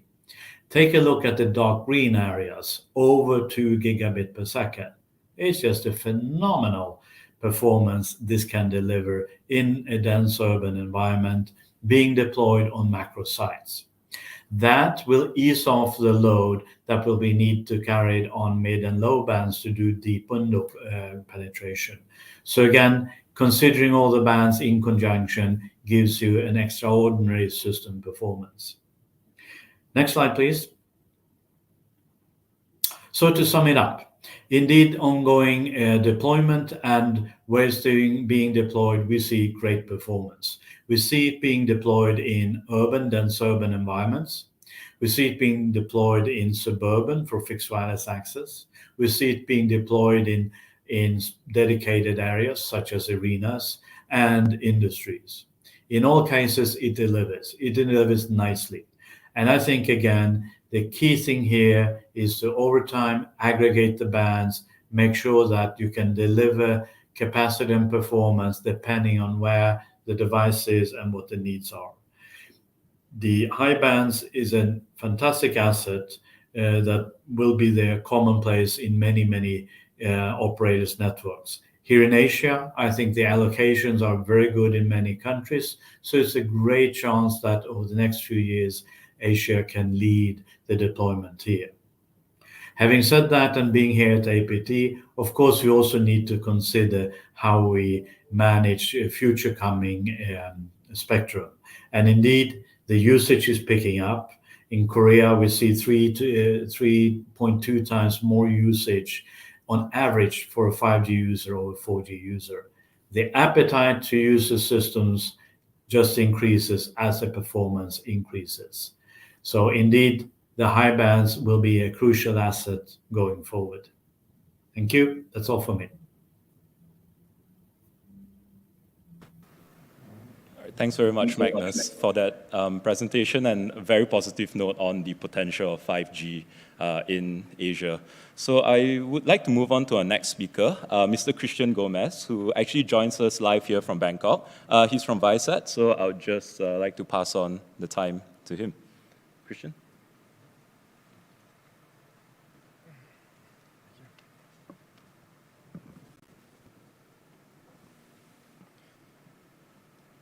Good morning, everyone. So, Apple is one of the most trusted tech companies in the world. I think that's undeniable. Now, Apple, on the 2nd of March of this year, announced that their iPhone SE, which is the version of the iPhone for the emerging markets, will not support millimeter wave. Not in this region, not in any region. So now, Apple being a trusted company, why would Apple make that decision not to support millimeter wave on the most popular model of their brand worldwide? So I would like to unpack that decision today, and I would like to look at the facts of the take-up of millimeter wave around the world, and why would Apple decide not to support millimeter wave on iPhone SE. So just as a brief introduction, I represent Viasat. I'm Director of Regulatory and Government Affairs for Asia Pacific. So our company has been around for about 35 years, and we have satellite operations in the Americas region, Europe, and now we are soon to launch Viasat 3. It's a global constellation of GEO satellites, and we're going to have a dedicated satellite for Asia Pacific. Our primary focus will be broadband across land, sea, and air, and there you have a brief example of some of our partner airlines that are already committed to use Viasat eSIM type of service. So, how is Viasat going to help APAC in connecting everyone across land, sea, and air? We're going to do this by providing the highest broadband capacities from the GEO orbit. So Viasat 3 will be providing over 1 terabit per second per satellite. And Viasat 4 will multiply that by about 5 times. In the end, users will be receiving about 300 megabit per second to 1 gigabit per second per user.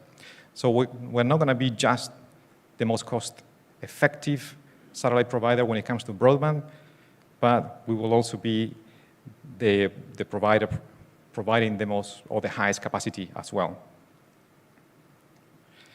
And also we're going to do this through providing to the market the most cost-effective solution for the benefit of consumers. And here you have a comparison done by Morgan Stanley, which shows how Viasat is the most cost-efficient satellite broadband provider currently in terms of cost per gigabit per second per month over the satellite useful life.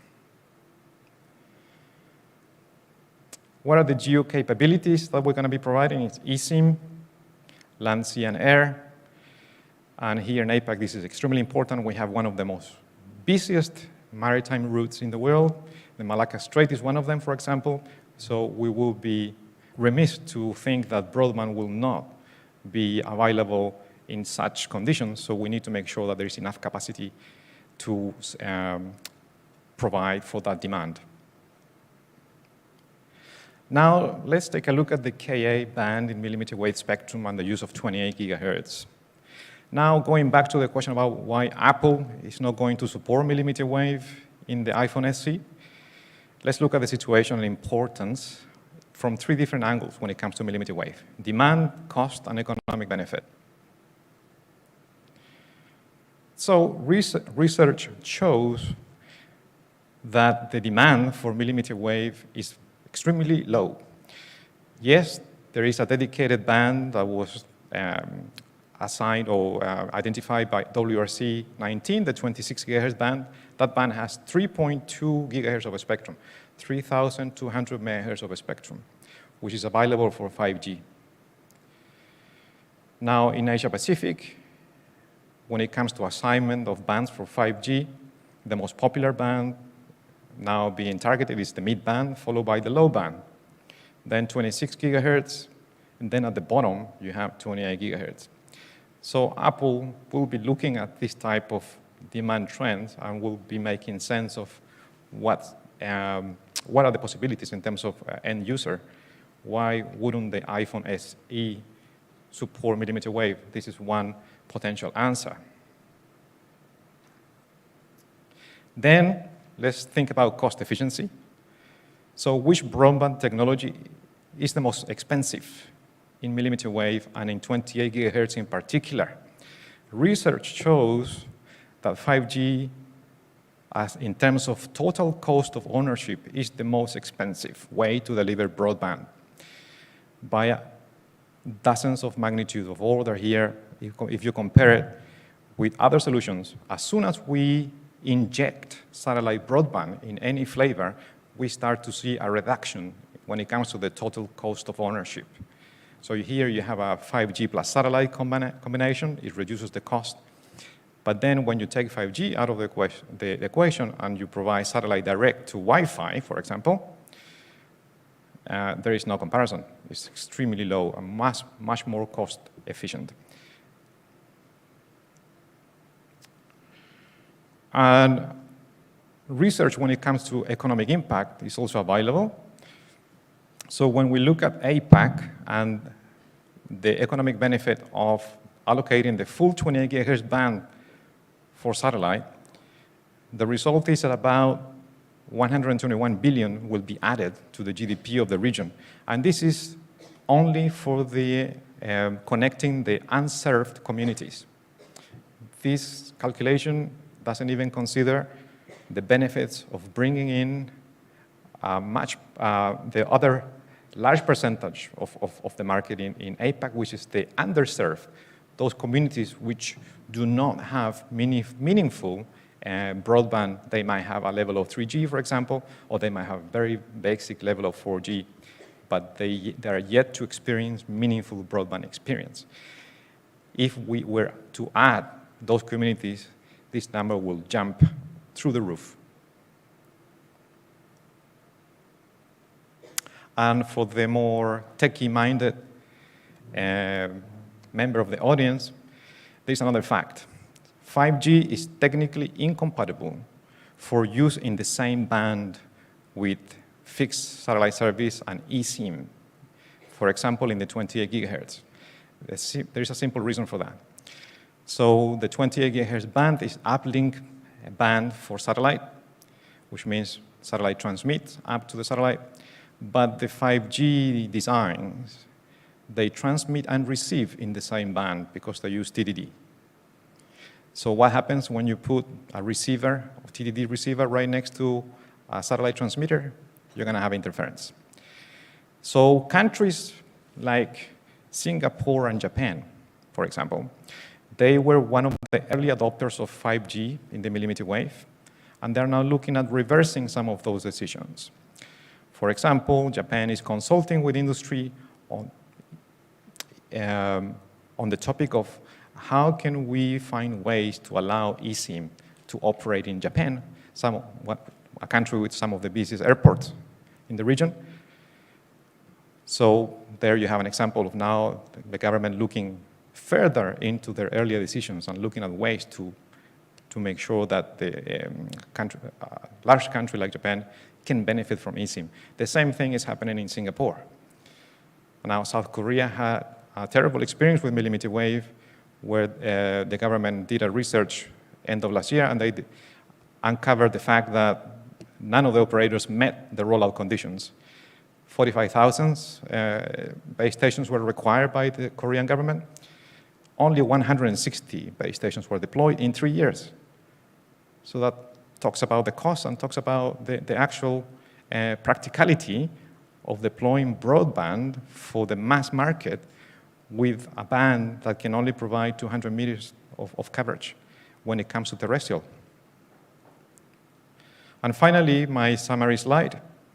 Spectrum access for satellite, spectrum access in the 20 gigahertz band should be considered for all of these reasons as a band, particularly in 28 gigahertz, for satellite power broadband, and this will be a more balanced way to approach the millimeter wave question. So 26 gigahertz, there is plenty of a spectrum there for both, to the consumer as well as for private 5G networks. 3,200 megahertz of spectrum available right there. So there's absolutely no need to consider identifications per country, particularly when the ITU has sent a huge, strong signal in WC19 to not identify the 28 gigahertz band for IMT 5G. So the band continues to be protected according to the ITU. There is no identification for 5G IMT in 28 gigahertz. Now, over 100 countries have officially endorsed and protected the 28 gigahertz band. So there you have the entire region of the European Union. There is no 5G IMT in the 28 gigahertz band. They went for 26 gigahertz instead. China has made no plans to use 28 gigahertz for 5G IMT. Australia has protected the band as well for satellite. Africa is also looking at largely allocating 26 for 5G and protecting 28 for satellite. So over 100 countries. So why entering such a complicated scenario where you know that eSIM satellite technology is not compatible, or 5G is not compatible with eSIM? And let's take a look at why the most trusted company in the world when it comes to mobile technology, Apple, decided not to support millimeter wave in iPhone SE. And with that, I would like to close my presentation. Thank you very much.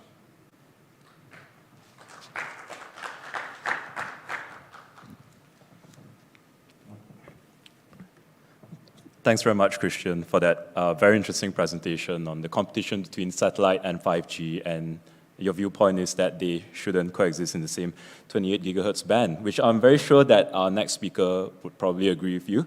So I do want to invite now Mr. Tare Brisibe, who I believe joins us from Singapore, and he's from SES. So Mr. Tare, over to you. Thank you very much, Ken. Good morning, everyone. And let me begin, if I can have the slides up, my presentation. On the next slide, and a few words about SES, on whose behalf I speak here. SES is a satellite operator delivering global content connectivity solutions, and we do this leveraging a vast and intelligent network that spans satellites in multiple orbits and ground infrastructure to create, deliver, and manage both video as well as data solutions. And with the rollout of 5G services and the millimeter wave frequencies, we are getting ready to do the same in the 5G world with significant investments in new satellites, as well as networks and service capabilities, including innovation, some of which we will touch upon in the course of this short presentation. On the next slide, you will see that satellite operators have deployed and are continuing to deploy multiple geostationary and non-geostationary high-throughput satellite systems, including several which have either actual or projected coverage of the Asia-Pacific region. For SES's part, we have launched since 20 O3b medium Earth orbit satellites. This is since 2014, they're operational, and we plan on launching our next generation medium Earth orbit satellites, dubbed mPOWER, from later this year. We have also since launched our SES-12 geostationary high-throughput satellite since 2018, which also covers the Asia-Pacific region. What is common to all of the slides the satellites that you see on the slide in the KA band is that they use the 28 gigahertz band, either at their gateways or for user terminals in order to expand broadband availability, which on the next slide underscores the fact that satellites clearly have a critical place in supporting 5G use cases, particularly in overcoming key obstacles faced by standalone mobile technology, whether it is about backhauling and tower feed, trunking and head-end feed, mobile communications such as to aircrafts and ships, or with respect to hybrid multiplay. Today, though, on the next slide, and even before release 17 of the 5G non-terrestrial network standards from 3GPP, the industry, including SES, has been actively engaged in multiple efforts to seamlessly integrate satellite backhaul into 5G core networks. These efforts have resulted in the development of satellite backhaul solutions that support all of the key 5G usage scenarios, from enhanced mobile broadband to ultra reliable low latency communications, as well as, of course, massive machine type communications, including the technological features, ranging from software-defined networking through to network function visualization. And so today, we see that satellite 5G solutions are actually evolving from the proof of concepts, which we've described here, to real-world trials with mobile operators. For instance, on the next slide, SES recently conducted a series of tests over one of our O3b medium Earth orbit satellites that included both 4G and 5G voice and data test scenarios to measure quality, stress test load capacity, and evaluate performance. That test, which lasted about a week, validated our ability to deliver fiber-like performance for mobile operators and came back with some unprecedented, outstanding results, as you can see detailed on the slide before you. In the same vein, on the next slide, quite recently, in concert with our technology partners, Microsoft and Nokia, we successfully demonstrated secure access to the Azure cloud platform over private 5G and satellite communications networks, relying again on our medium Earth orbit O3b system, thereby enabling the use of cloud services anytime, anywhere, including from remote and very austere environments. Now, what all this confirms is the extensive and significant satellite ecosystem, which is already operating and planned to operate in the millimeter wave. And for satellites to play their role, its role in the communications ecosystem, including the future 5G ecosystem, it must continue to have access to the spectrum which is in use today in the 28 gigahertz band, which the earlier speaker referred to from Viasat, and to new spectrum in order to meet future demand. It's important to recall on the next slide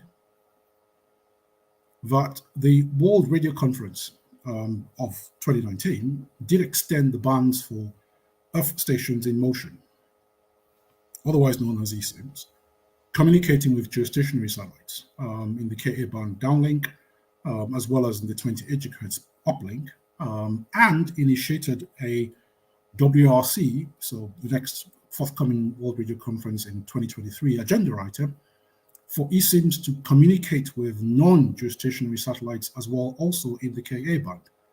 This expansion of the frequency ranges for Ka band eSIMs by the ITU and the international community at that reflects the growing demand for eSIMs and other Ka band satellite services. What these high throughput systems aim to offer, as we see on the next slide,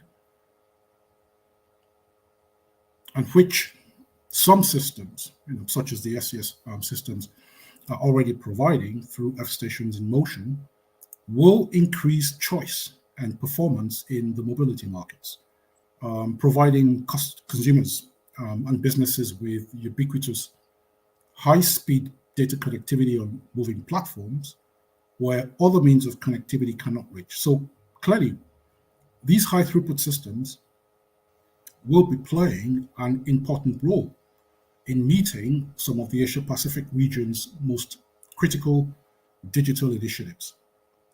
All this is underpinned, as I've indicated earlier, but it is important we stress and reiterate, as we see on the next slide,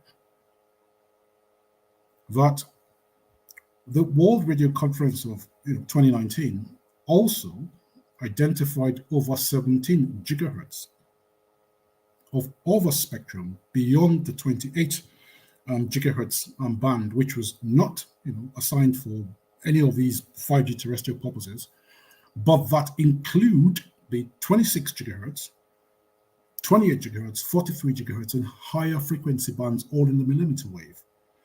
And so, there is a globally harmonized, widely adopted system that has identified, and already allocated the frequencies that will support in the millimeter wave these future, technology services. On the next slide,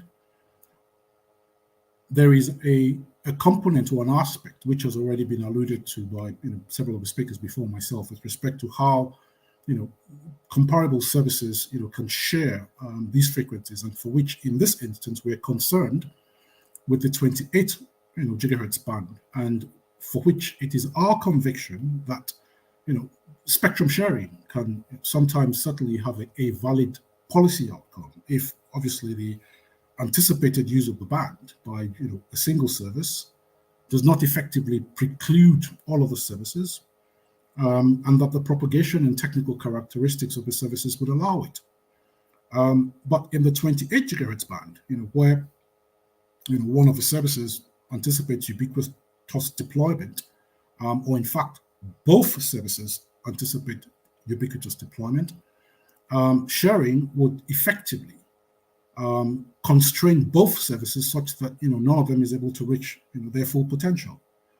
And so the points to highlight and the recommendations to be made in conclusion on the final slide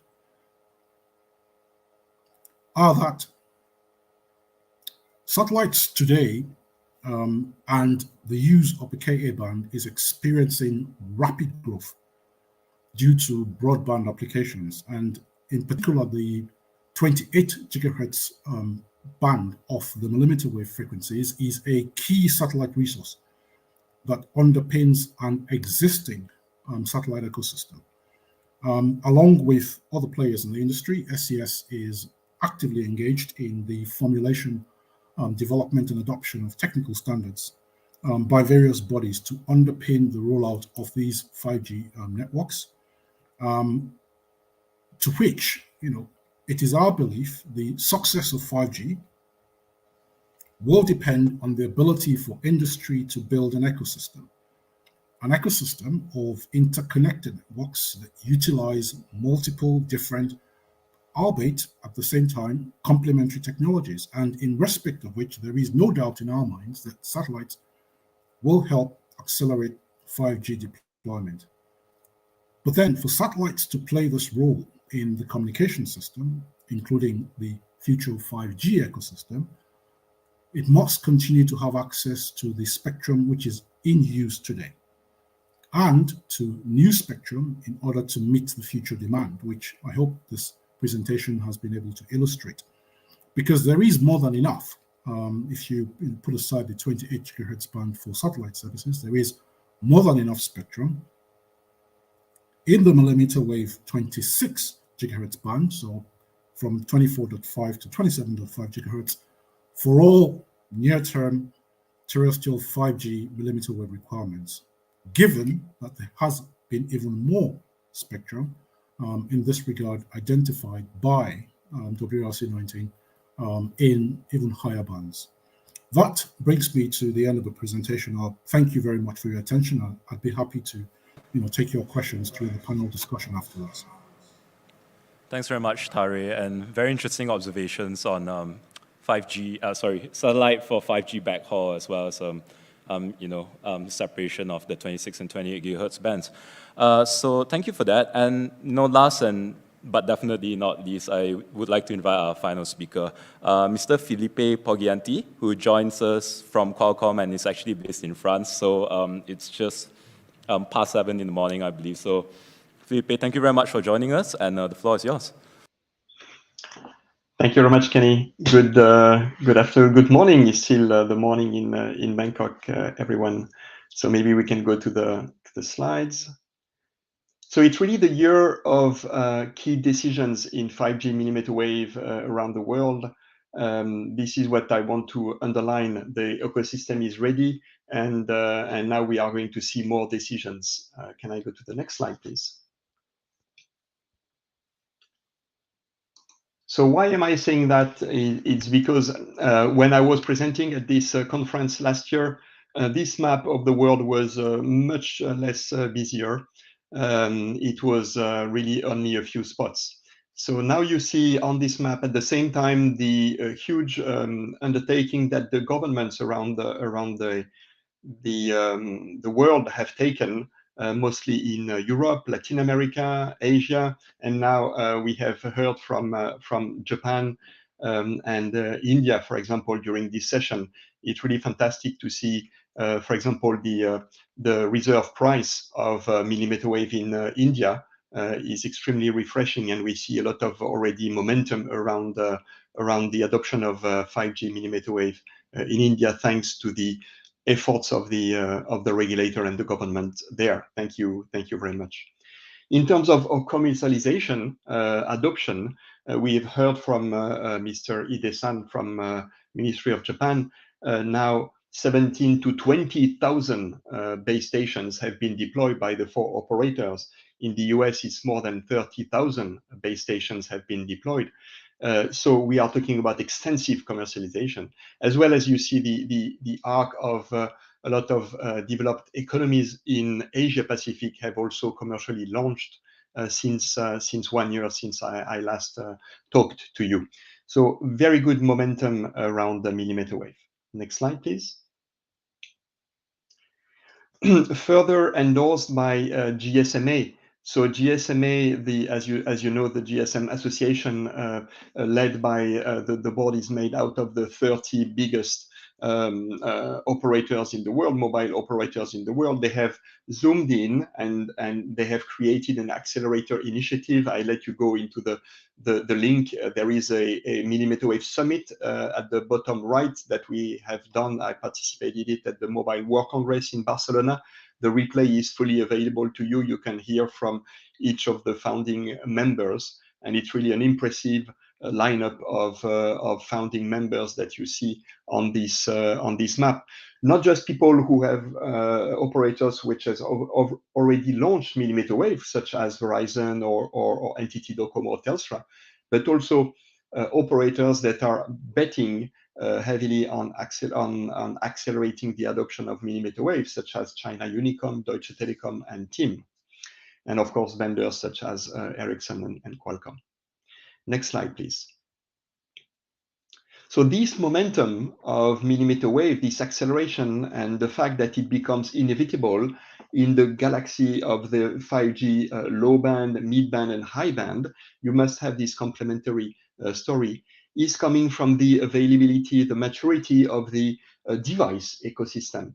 And we are very proud, of course, because Qualcomm is powering the vast majority of this device, almost all of these devices. But we are also proud to have devices that are not just powered by Qualcomm, so that it enriches the ecosystem further. You see all form factors are present.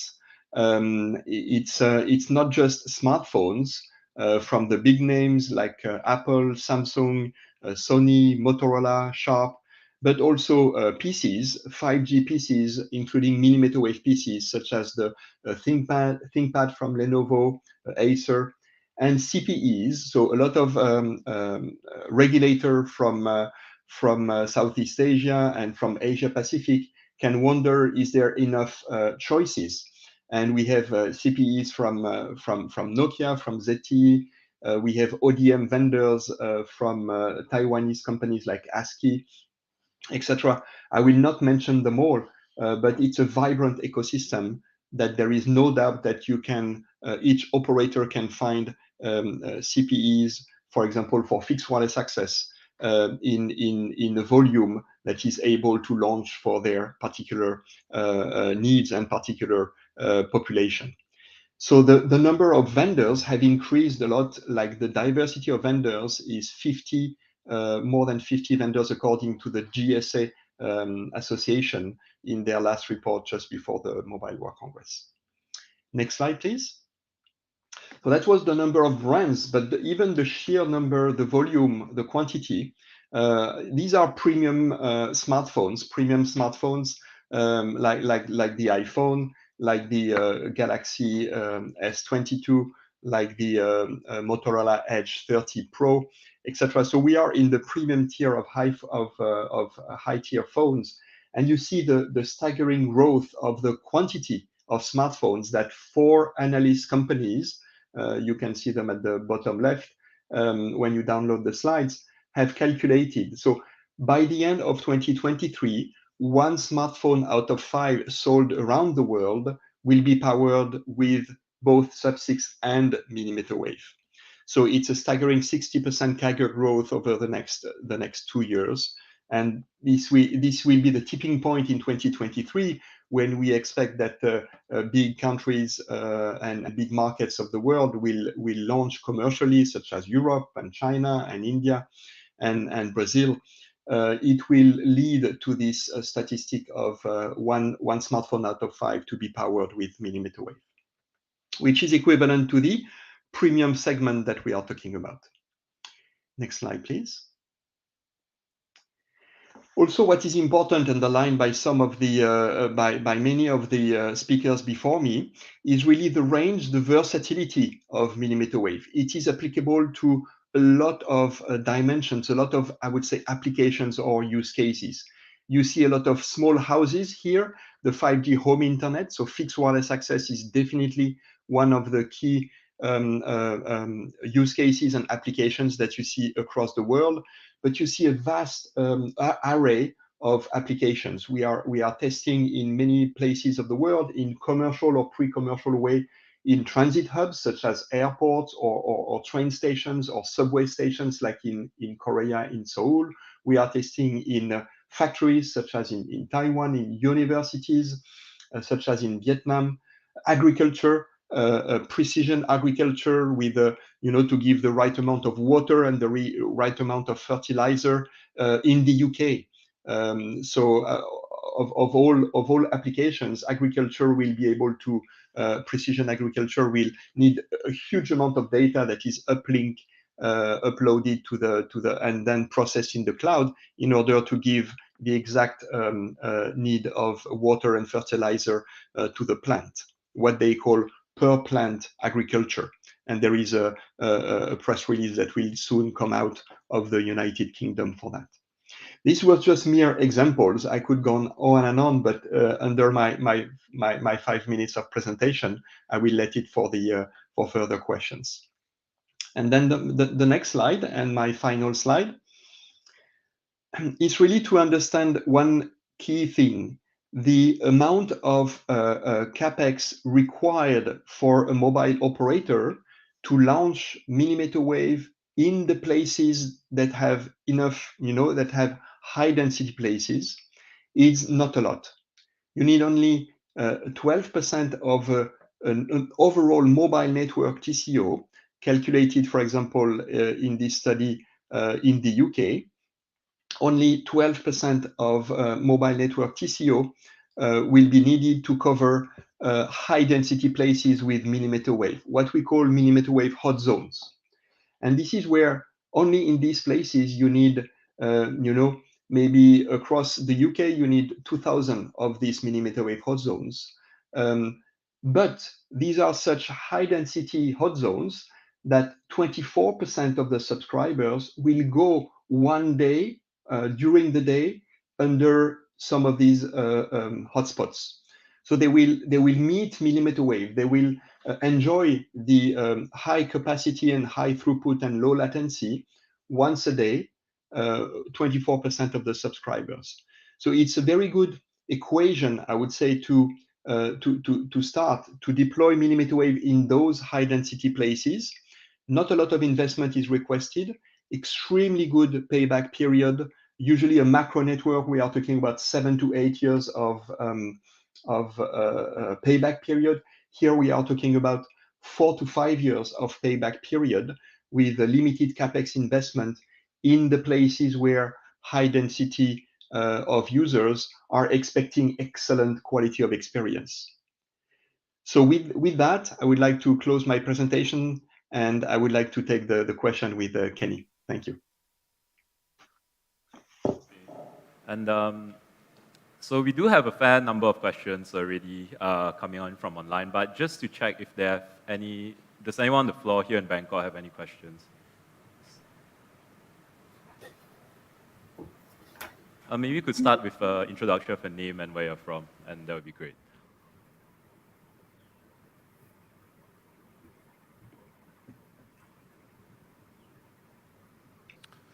Amit Nagpal from Ether Consulting. A question for the speaker from Japan.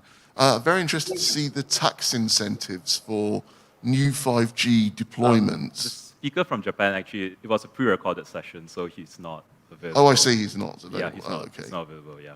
Okay, it was a pre-recorded session. Yeah, no worries. Perhaps you could move to the gentleman here on the right.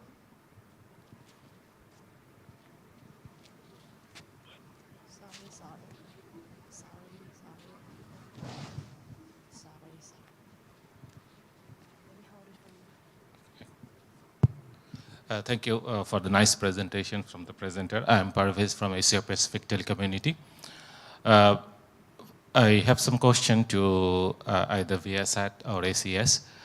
Basically, when we listen to the presentation of Ms. Revati of India, and I'm looking at the recent recommendation by TRI that India has identified 27.5 to 28.5 gigahertz for IMT as well. So based on the TRI recommendation, which was published in 11th April 2022, IMT stations and satellite Earth stations gateways can coexist. Further, TRI recommended that eSIM also can be allowed in the band with appropriate sharing conditions. So it means that IMT stations, gateway stations, as well as eSIM can coexist in the band. So what is your view on this recommendation and the decision of the TRI and the ministry in India? Thank you. I can take it. Yeah, so perhaps Christian, you want to answer this first? Yeah. Yeah, go ahead. Yeah, thank you for that question. So the recommendations by TRI, they do say two things which are very important. First of all, one of the views of TRI is that the auction in India should be done in 2 stages.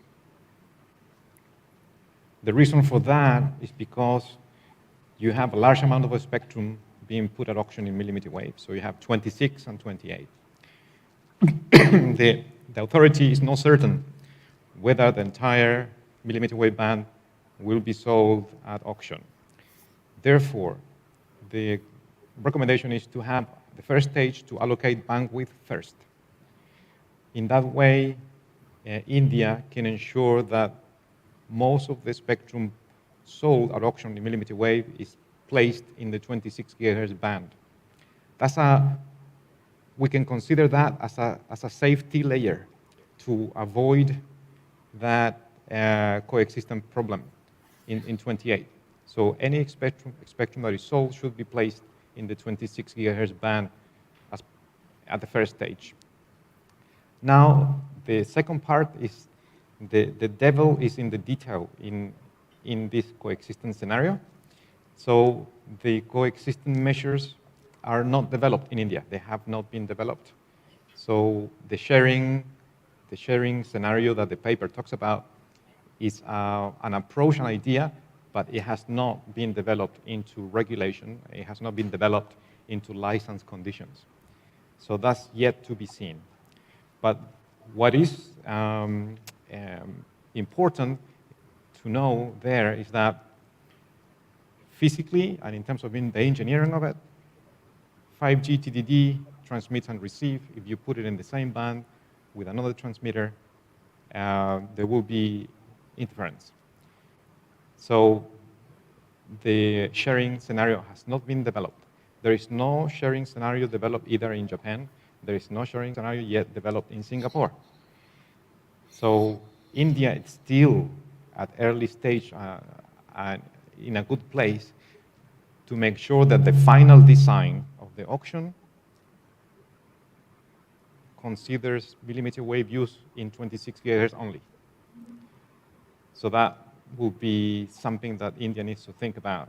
What's going to be the final design of the auction, and use 26 as a priority in terms of allocating licenses there, in the absence of any form of sharing regime is not developed yet.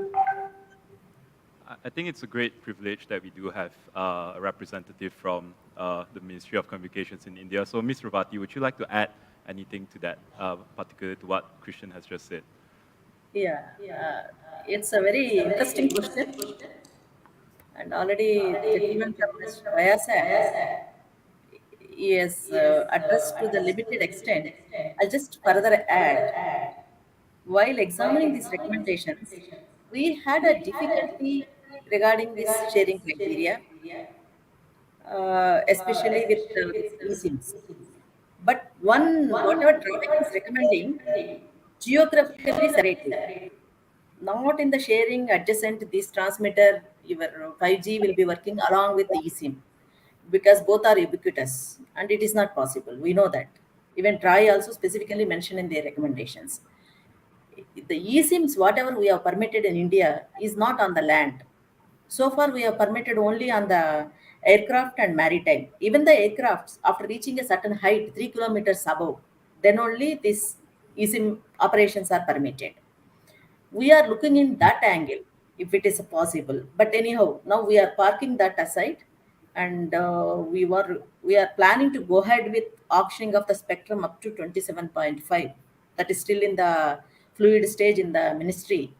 Then subsequently, once we are formed up with the criteria and protection distances, probably we'll be thinking of that eSIM. Whereas come to FSS, fixed satellite services, we have already some gateways operational in that band at few locations, because we have our own high throughput satellites as well as some of the foreign satellites. We have taken services. That I think we'll be doing it. Am I clear, Mr. Kelly? I think that makes perfect sense. I hope that answers your question. Yeah. Does anyone else in the audience have a question?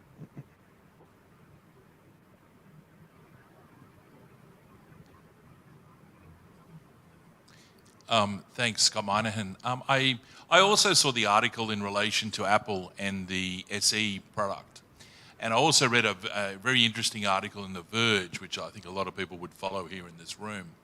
And it indicated that in the US, the differential between the sort of a phone that will support millimeter wave and those that doesn't is about $100 US. So I suppose I'm asking the question to Philippe and others, is that really the cost differential? You know, Asia we're going to have after COVID and all of the other economic issues. If the price differential is $100 US to support millimeter wave, that's going to have a big limitation on the number of handsets and the affordability of handsets for a number of people. Is that the sort of price range that you're talking about supporting low and mid-band 5G versus also then supporting millimeter wave in the handset? So make some comments on that. Thanks. Philippe, do you want to take that?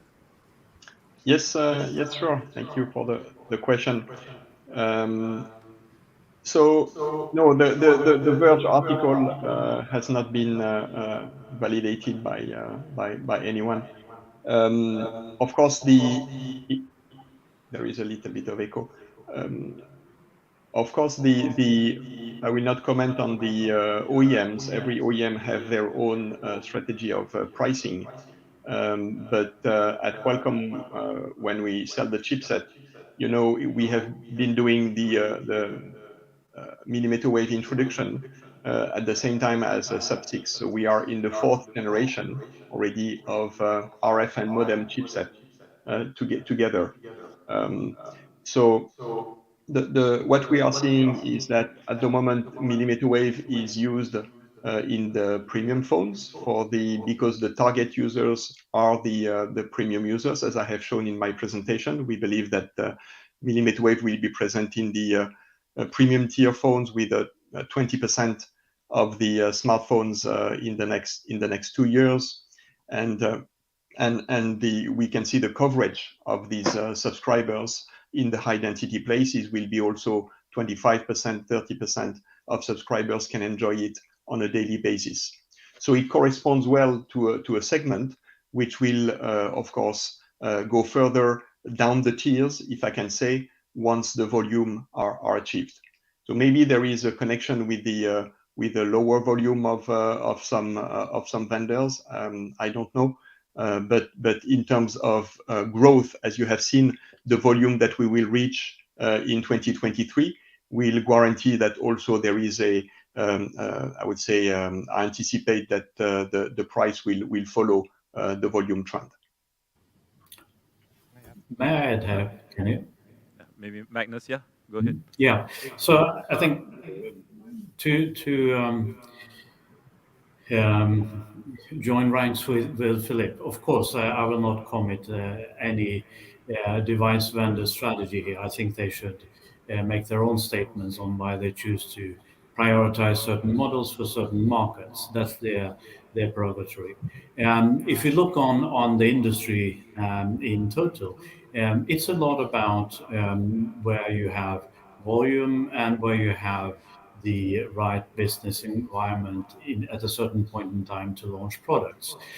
If I look at Ericsson on our infrastructure side, 2.5 years ago when we launched 5G, we had great launches in South Korea and North America. High-end markets, right? And excellent to introduce the technology in.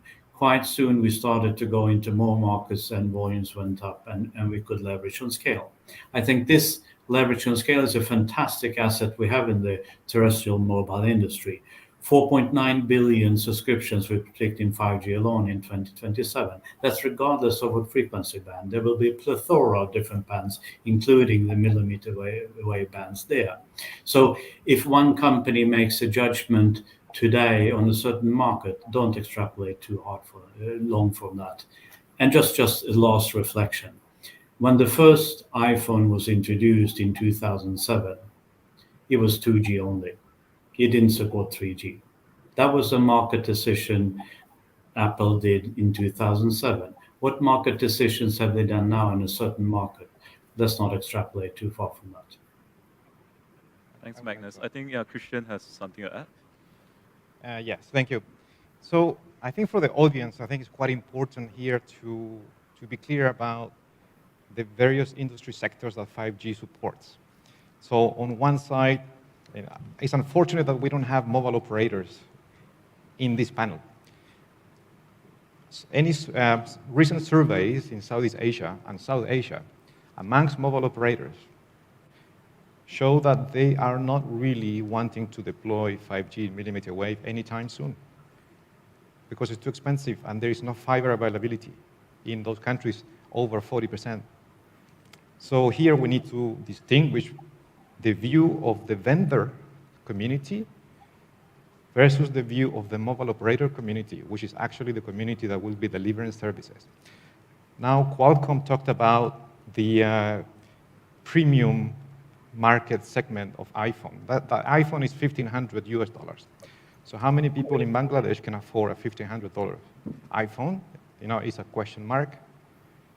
And with those kind of economics, then you go and talk to the mobile operator in those markets, and you will hear from them that their plan is 5G in millimeter wave beyond 2025.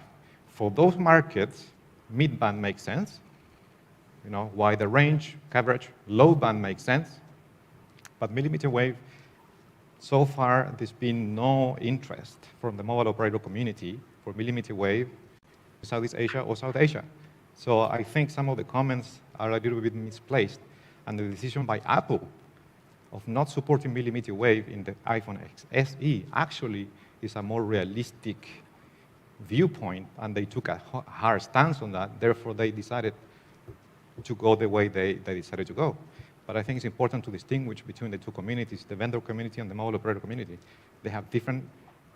The vendors also do not participate in the auctions, so they don't care about the auction price really. Like the comment about India, if we look at the recent statements in the media, the Mobile Operator Association of India, they are not thrilled with the auction price, but the vendor community seems to be happy with that. So there are inconsistencies across the two camps. That's just something to consider. Thank you. Thanks, Christian.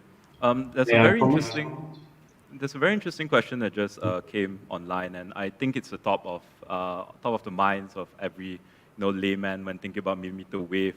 So 5G supports ultra reliable low latency communication. So in the sense when there's rainfall, and this is a problem in many tropical countries that there's a lot of rainfall, and it might affect the reliability of 5G operating in millimeter wave spectrum. So perhaps this is a question that maybe Tare and maybe Christian could add on later on, but maybe Tare, you'd like to take this question, like how does rainfall affect reliability of communications in millimeter wave?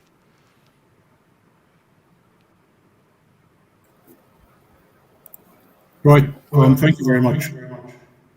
From an SES standpoint, NGSO systems, both in low Earth orbit and medium Earth orbit, certainly offer lower latencies compared to GSO systems. Whether this is an issue with respect to providing connectivity to businesses and communities is one with which you would need to consider the specific network in mind. And it depends really on the customers and applications that are being served on the other side of the divide. For businesses running latency-sensitive applications, certainly either MEO or LEO would be preferable. For end customers or consumers that are running mostly video download applications, for instance, latency might not be critical. For instance, there are some satellite operators that address this latency question by providing a multi-orbit satellite connectivity solution, such as SES, that can, on the one hand, serve, say, for instance, universal service obligation requirements, and at the same time, provide both 3G and 4G backhaul. What this strategy does is effectively help address overall the digital divide. And an example of this is with our ARC system and our SD-WAN capability, combined with our new multiple geostationary as well as medium Earth orbit network that enables application-based traffic routing that ultimately will potentially result in cost savings. Thanks, Tari. Christian, would you like to add? Or I think we're quite short of time, but are you happy under that? Yeah, I think that's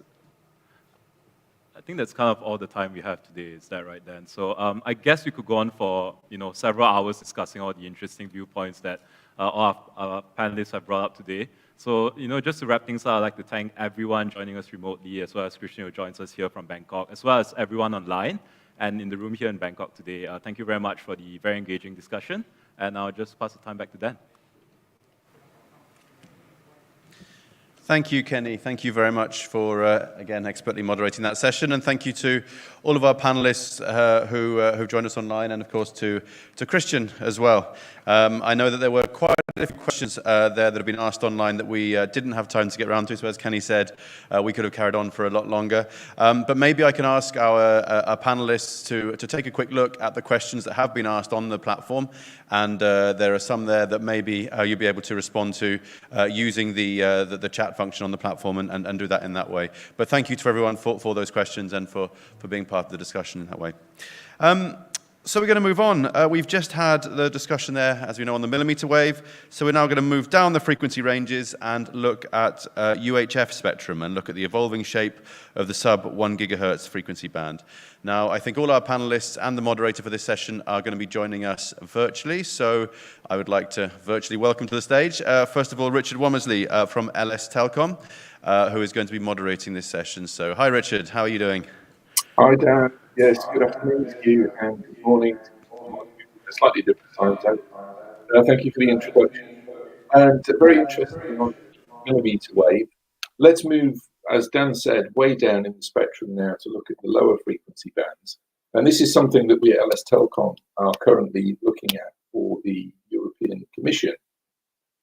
And we had a workshop on this not so long ago. And I have to say, I think it was one of the most active workshops I've seen, certainly online, with hundreds of questions being asked in the chat. So I know that this topic is one of great interest to many, many people. We have a limited amount of time. We have 5 excellent speakers. So rather than spend too much time on introductions, let me introduce our first speaker, and let's work our way through the thoughts that they all have before we then open up the discussion. Our first speaker today is Ruoting Chang, who is a counsellor with ITU Study Group 6. And he's going to tell us a little bit about the ITU preparation for Agenda Item 1.5 of the next World Radio Communication Conference. Good afternoon, good morning, Ruoting. Over to you. Good afternoon, good afternoon, actually. I'm also an engineer. Good morning, actually.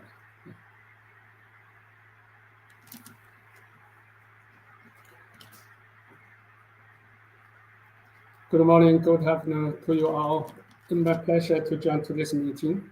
I'm Ruoting Chang, the counselor of the Study Group.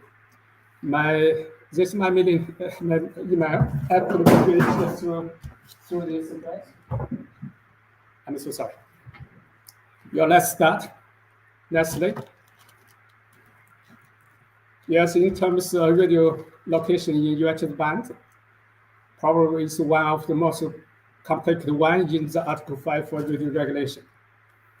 That means it's very difficult. It's always sensitive to make any regulatory change at either regional or international level. Yes, spectrum use varies significantly in all regions, almost for all services. Next slide. In terms of spectrum use and needs, first, I'm so sorry, I'm not in a position to provide you additional information for Region 3 because the lack of the official data in ITU. Fortunately, thanks to the Agenda Item 1.5, a review of spectrum use and study of spectrum needs for the existing spectrum, existing radio service in UHF band was conducted in ITU. With that, I could provide you some official information. Hopefully, could also useful for you to have a broader picture in this regard. There are 3 official circular letters were issued by the BR to collect information regarding the spectrum use and needs for the television, for the MT, for the non-MT. We also got some official data for other radio services from the individual administrations. Next slide, please. Yeah, this picture shows the current spectrum use in US band for Region 1. You can see a primary allocation in UHF for broadcasting. Below the band of 862 MHz band, there is a G06 agreement, unlike Region 2 and Region 3, which governs the spectrum use in this band. Before going to my presentation, I'd like to highlight that in my presentation, the UHF band refers to band from 470 to 960. And the sub-700 band refers band from 470 to 694 next band. So later we'll use the terms of UHF band and the sub-700 next band. Primary allocation to mobile service in the upper band of UHF band, upper band. That means from 700, 800, and 900 megahertz band. Meanwhile, in this, no, please. Yeah, for this band, the mobile service is used by the MT, PPDR, also the ad hoc mobile system, etc. Meanwhile, in the lower band, in 76 countries, in Region 1, there's allocation to mobile service on a sector basis in sub-700 band for the application of the PSME. Like other 2 regions, there are also radio autonomy. There are 11 countries have observatory in Region 1. That's based on the radio regulations, this observatory should be fully protected. We also have the radio allocation for the wind profile radar in the lower band and the upper band. This radar is very important to provide the data for the weather forecasting in European region. We also, in Region 1, also have the mobile satellite aeronautical effects service allocation. But Agenda Item don't touch those kinds of service. Next slide. Next slide, please. Yeah, there's some observation. For the digital terrestrial TV, it could provide the flexibility to accommodate the PFSE radio astronomy and with the profile radar in the same band. This is very, very important. For the MT, they are given 80 threshold for ubiquitous coverage. They are total different scenario. Actual report BT 2302 provides some national Fed reports on how to introduce the MT in 700, 800 megaband. Maybe there's some information could be referenced also for the sub 700 megahertz in the same scenario. The current spectrum use varies considerably across region 1, almost for all services. Next slide. This slide shows the spectrum news we collected from the official circulator or from the individual administrations. For the band, for the sub 700 hertz band, a number of administration indicate the current amount of spectrum is sufficient and necessary, and will continue with the current use, in particular including the proper operation of existing radio astronomy observatory, wind profile radar, PMSE, although they operate under the secondary basis. For the broadcasting, in almost all the European Radio 1 country, broadcasting service operate only in sub 700 megahertz band. Now let's go to next slide. The other slide shows the result of this circulator based on the response from 102 member states regarding spectrum of the future digital television broadcasting. Here you can see there are about 95 member states require the entire sub 700 band for the DTD in the future. Also, there's a new technology, new paradigm of the 5G broadcasting. Next slide. In terms of spectrum for IMT, there are 20 administration make response. 4 administration require entire 700 band for IMT. 4 administration didn't require any spectrum in the sub 700 band for IMT. The other 12 administration have a different idea. For the non-IMT, one of the big user is the auto PMSE. The initial conclusion is that this application need to continue to operate in sub 700 band. Although there's a new argument whether 5G could provide also some application in this regard. And expressed up to the 2 times 10 for the PPDR. Also, big user is thinking ad hoc mobile system. This is only for the monetary purpose. Next slide, please. For the WC23, we will make possible regulatory action in sub 700 megahertz for region 1 based on study including spectrum use, needs, sharing, and compatibility. Task Group 61, we held at the last meeting to finalize the draft context. Albeit there are still some open questions needed to be resolved. You are therefore welcome to join or pay attention to the activities. With that, I conclude my presentation. Thank you again for your attention.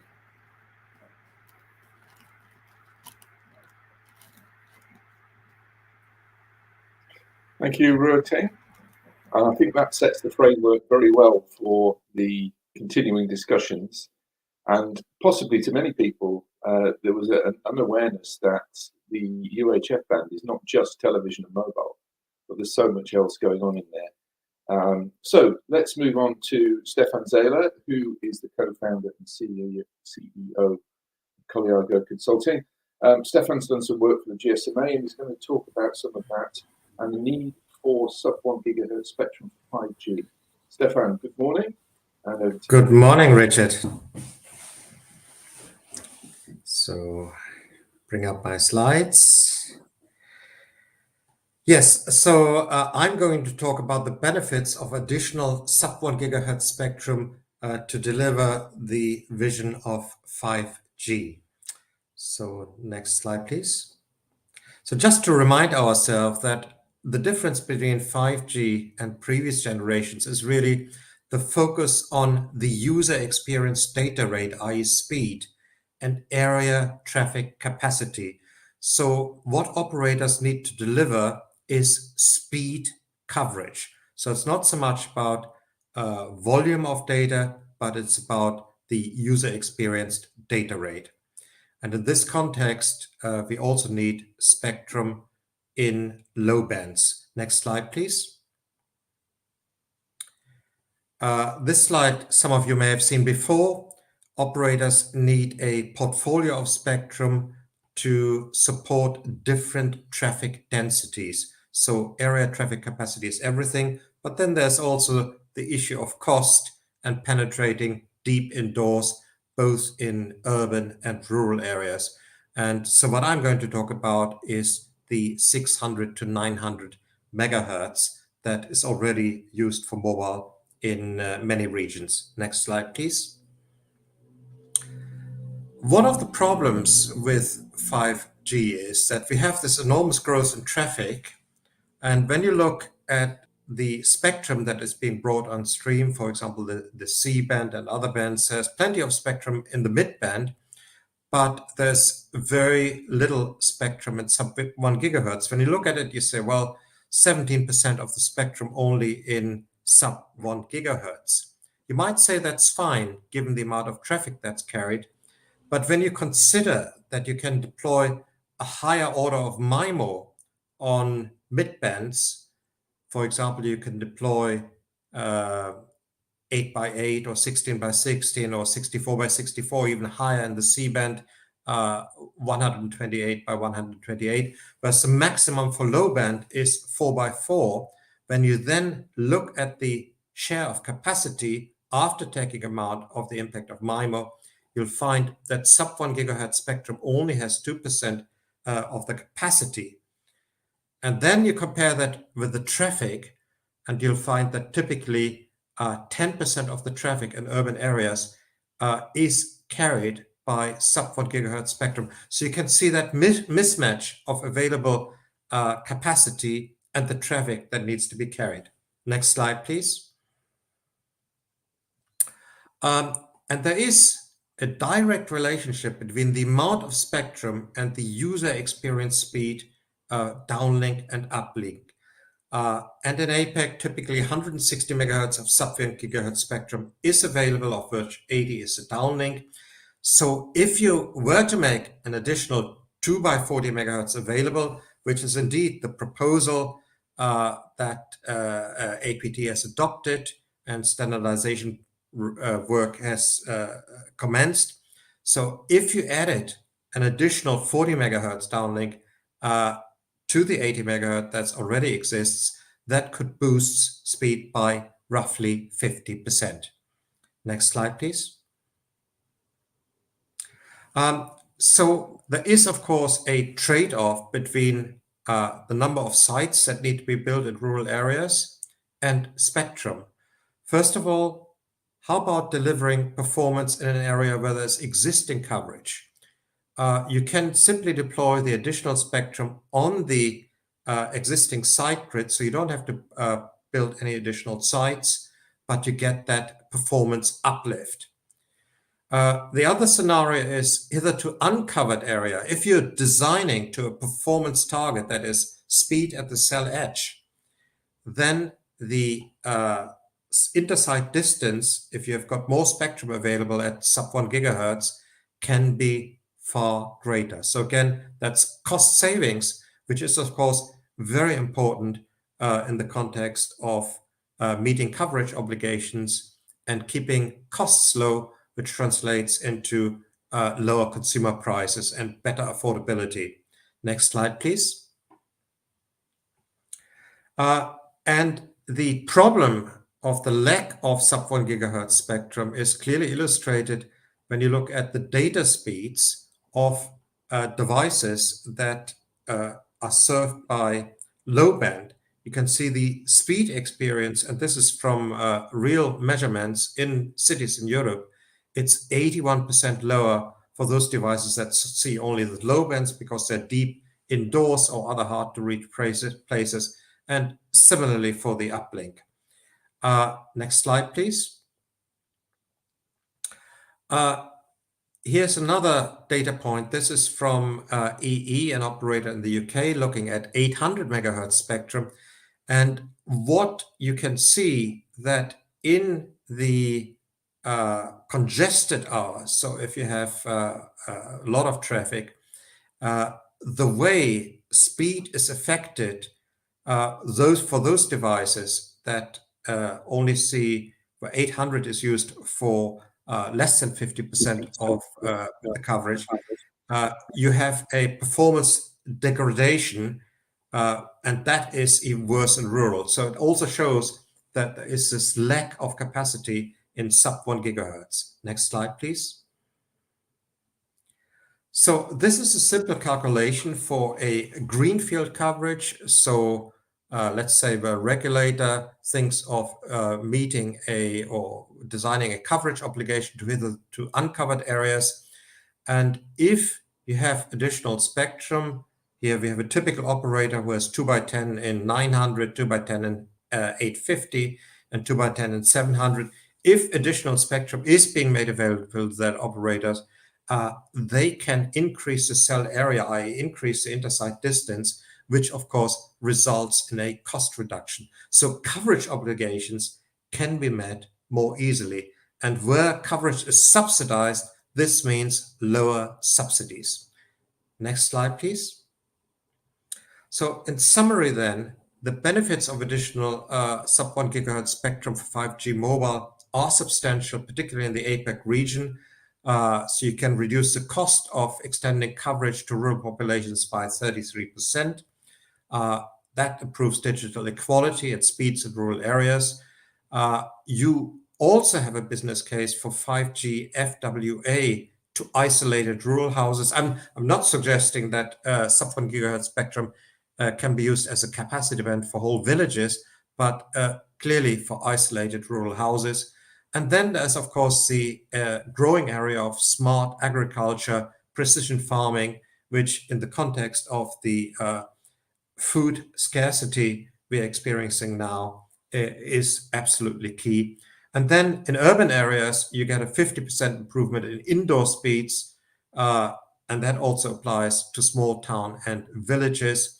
And let's not forget, in many urban areas, there are coverage holes where midbands do not reach. They're hard to reach places. So alleyways, some squares and so on. And to deliver that consistent 5G user experience, you also require more sub-1 gigahertz capacity in cities. And then, of course, there is the road coverage problems as more and more vehicles, trucks, and so on require connectivity. Also at a demanding higher capacity, that can only be done cost effectively with additional sub-1 gigahertz spectrum. So in that sense, it is very welcome that the APT has made that decision to go for an additional 2x40 megahertz in 600 megahertz. That's 500 megahertz more than the equivalent US band plan. Thank you very much. Thank you, Stefan. Making a strong case there for extending the availability of spectrum for INT in the sub-1 gigahertz band. I'm sure we'll hear some counter arguments later on in the session, but thank you for that, Stefan. Our next speaker is Siti Hajar. She's a specialist spectrum policy advisor with the Group Regulatory Affairs in Axiata. Good afternoon, Siti. I presume it's afternoon with you. Thank you for joining us. She's going to talk about the policy in the Asia Pacific region. Over to you. Thanks, Richard. All right. Okay. Thanks, Richard, for the introduction. First of all, let me just thank Forum Global for inviting Axiata to be part of the panel again and to share our views as mobile operators in the region related to the subject. Next slide, please. Just a quick introduction on who Axiata is. Axiata Group Berhad is a growing regional company. We are headquartered here in Kuala Lumpur, Malaysia. We have operations spanning across 11 markets, mainly focusing on Southeast Asia as well as South Asia market. And in terms of portfolio, we have a diverse portfolio. We're focusing mainly on three key pillars. One is digital telecommunication, digital related businesses, as well as telecommunication infrastructure. Next slide, please. Now, I think Stefan has spoken at great length on the importance or the needs for more sub 1 gigahertz for mobile, especially to cater the needs for 5G. So I think for my presentation, I would just like to focus a bit more on the policy or what's going on in terms of policy across the market with regards to two key bands that have been the center of tension with regards to sub 1 gigahertz spectrum bands. On the slide here now, it's just an overview of the 700 policy decision in terms of spectrum releases across the Asia Pacific region. Now, what we can see is that generally across the APAC region, there have been tremendous progress with more and more countries clearing the spectrum, and some have even assigned the spectrum. Just to highlight some notable development in the region, for Axiata key markets specifically, although 700 remains out of reach, but we are seeing an exception in Malaysia as well as Indonesia. Malaysia has assigned the spectrum, I think, sometime last year, and Indonesia have been making significant progress in clearing the spectrum with expediting their analog switch off, targeting to be completed by November this year. And as we have heard from Pak Denny, who is a representative from the Ministry of Communication of Indonesia yesterday, there's currently planned to release the spectrum sometime end of this year upon completion of the ASO or early next year. Now, in India, the government is planning to auction 700 megahertz along with as part of the mega auction that is planning to take place in June this year. Now, the 700 is I think a third attempt after two failed attempts in the past, primarily because of the high reserve prices. Well, hopefully third time's a charm for India. Next slide, please. Now, again, this is an overview of 600 spectrum releases across the APAC region. Now, what we see is that 600 has been gaining some traction, and in fact, it has been earmarked as the next IMT band. We feel that 600, again, as mentioned by Stefan earlier, 600 is vital to support the growing need for spectrum in the sub 1 gigahertz, especially to cater for 5G traffic. In terms of assignment, I think the US is leading the market where the assignment of 600 was done back in 2017. This is followed by Canada in 2019. We are also seeing a growing interest in other countries where I think consultation have started on 600, some with even plans to release the spectrum in the near future. Again, in the case of India, 600 will be part of the mega auction sale, mega spectrum auction.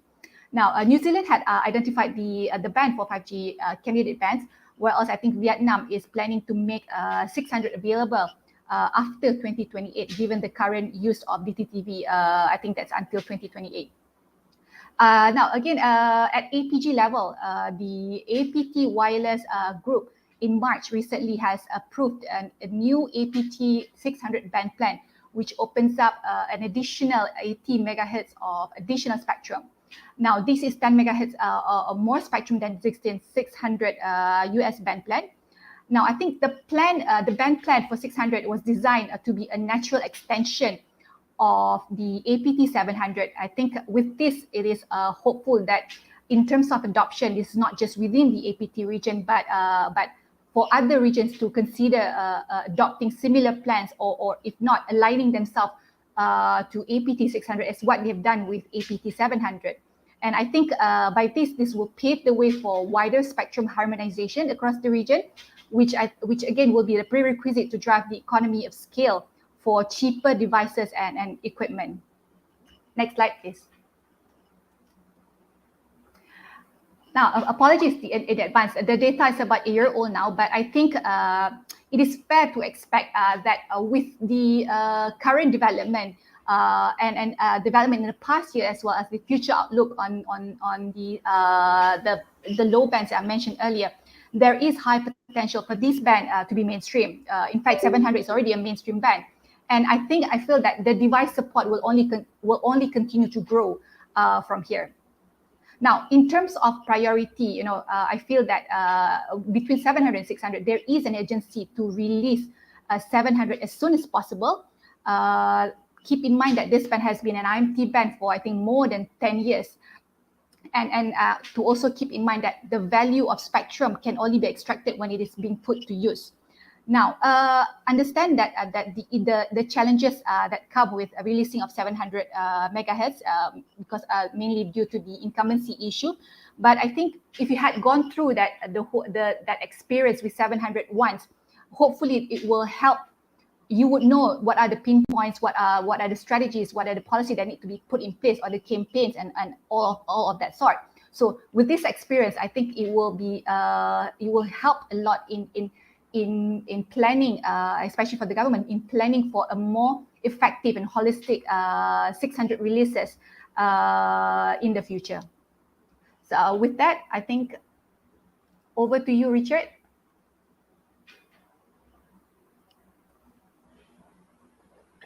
Thank you, Hajar. Supporting Stefan's argument there that there's need for more spectrum in the sub-1 gigahertz band. And of course, what we can't forget is that the sub-1 gigahertz band is currently used primarily for broadcasting, although, as Ruoting said, there's other things in that band. So it's time, I think, to hear from the broadcasters.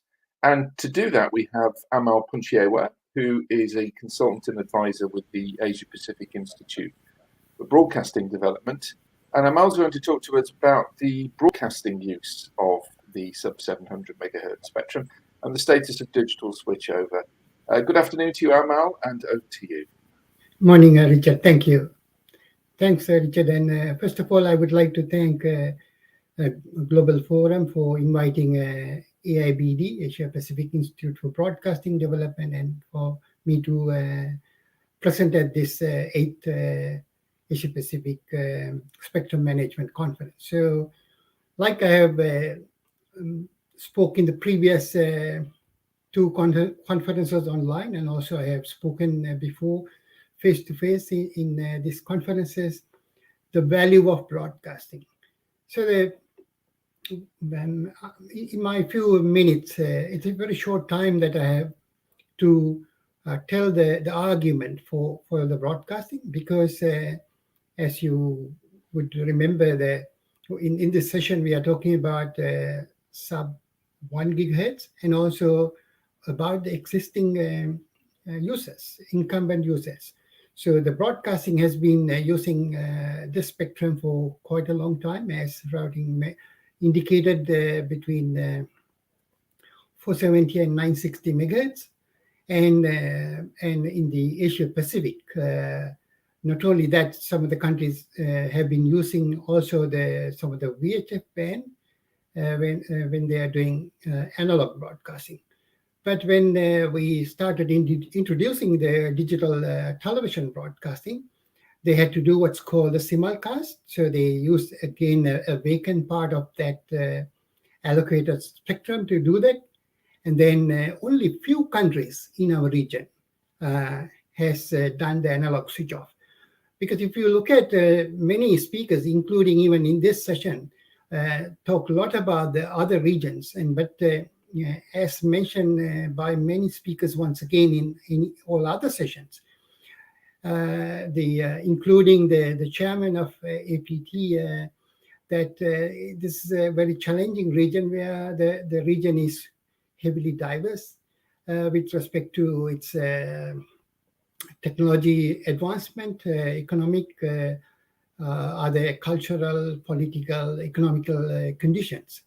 So, and also we did hear that that some of the investments are not progressing quite well because we had the COVID time and the investments were quite tough. So it's not only tough for the 5G. The broadcast community has been in the last few years very closely collaborating with 3GPP and 5G, where we can benefit from that one. But when it's come to delivery part, there is no other technology that could replace. I emphasize that could replace the delivery part of television broadcasting.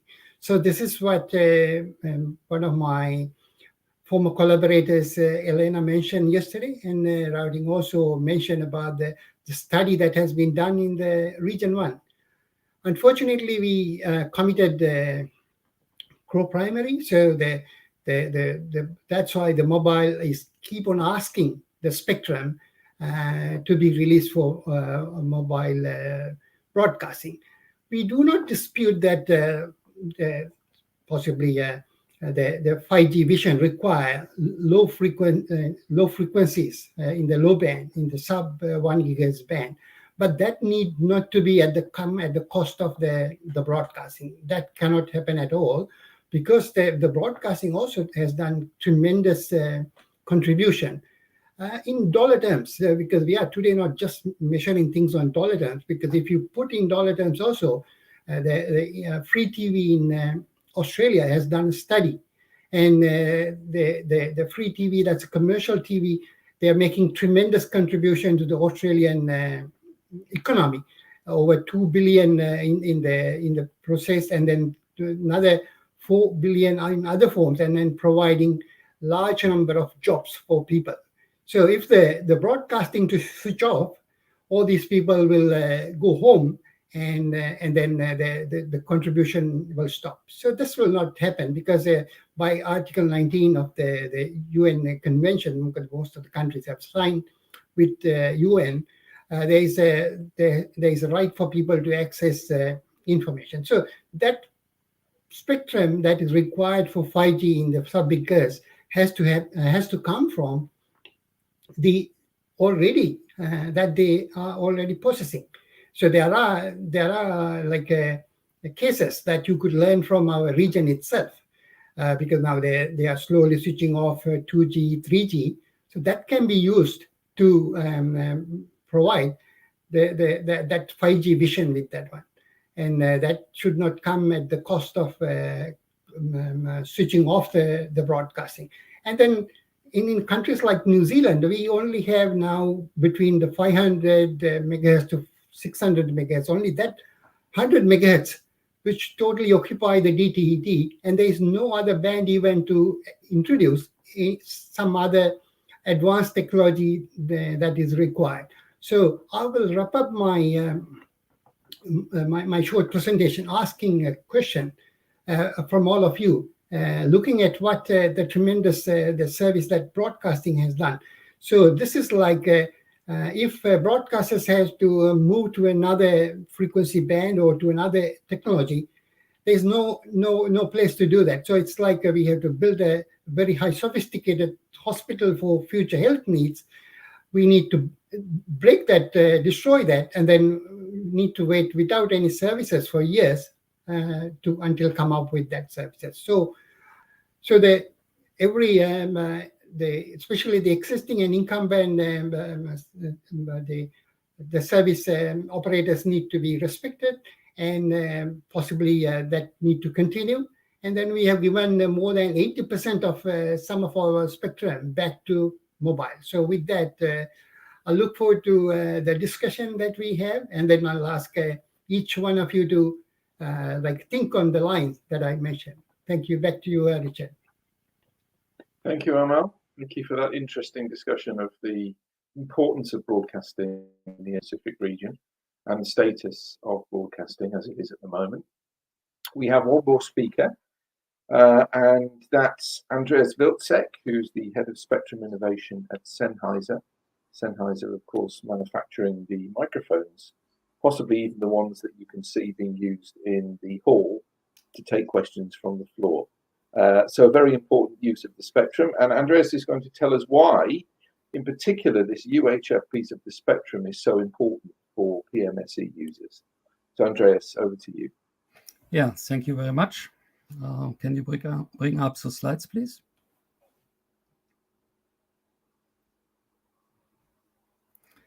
So obviously, I will talk about audio PMSE in the sub 1 gigahertz frequency range. On this slide, you already see some typical products.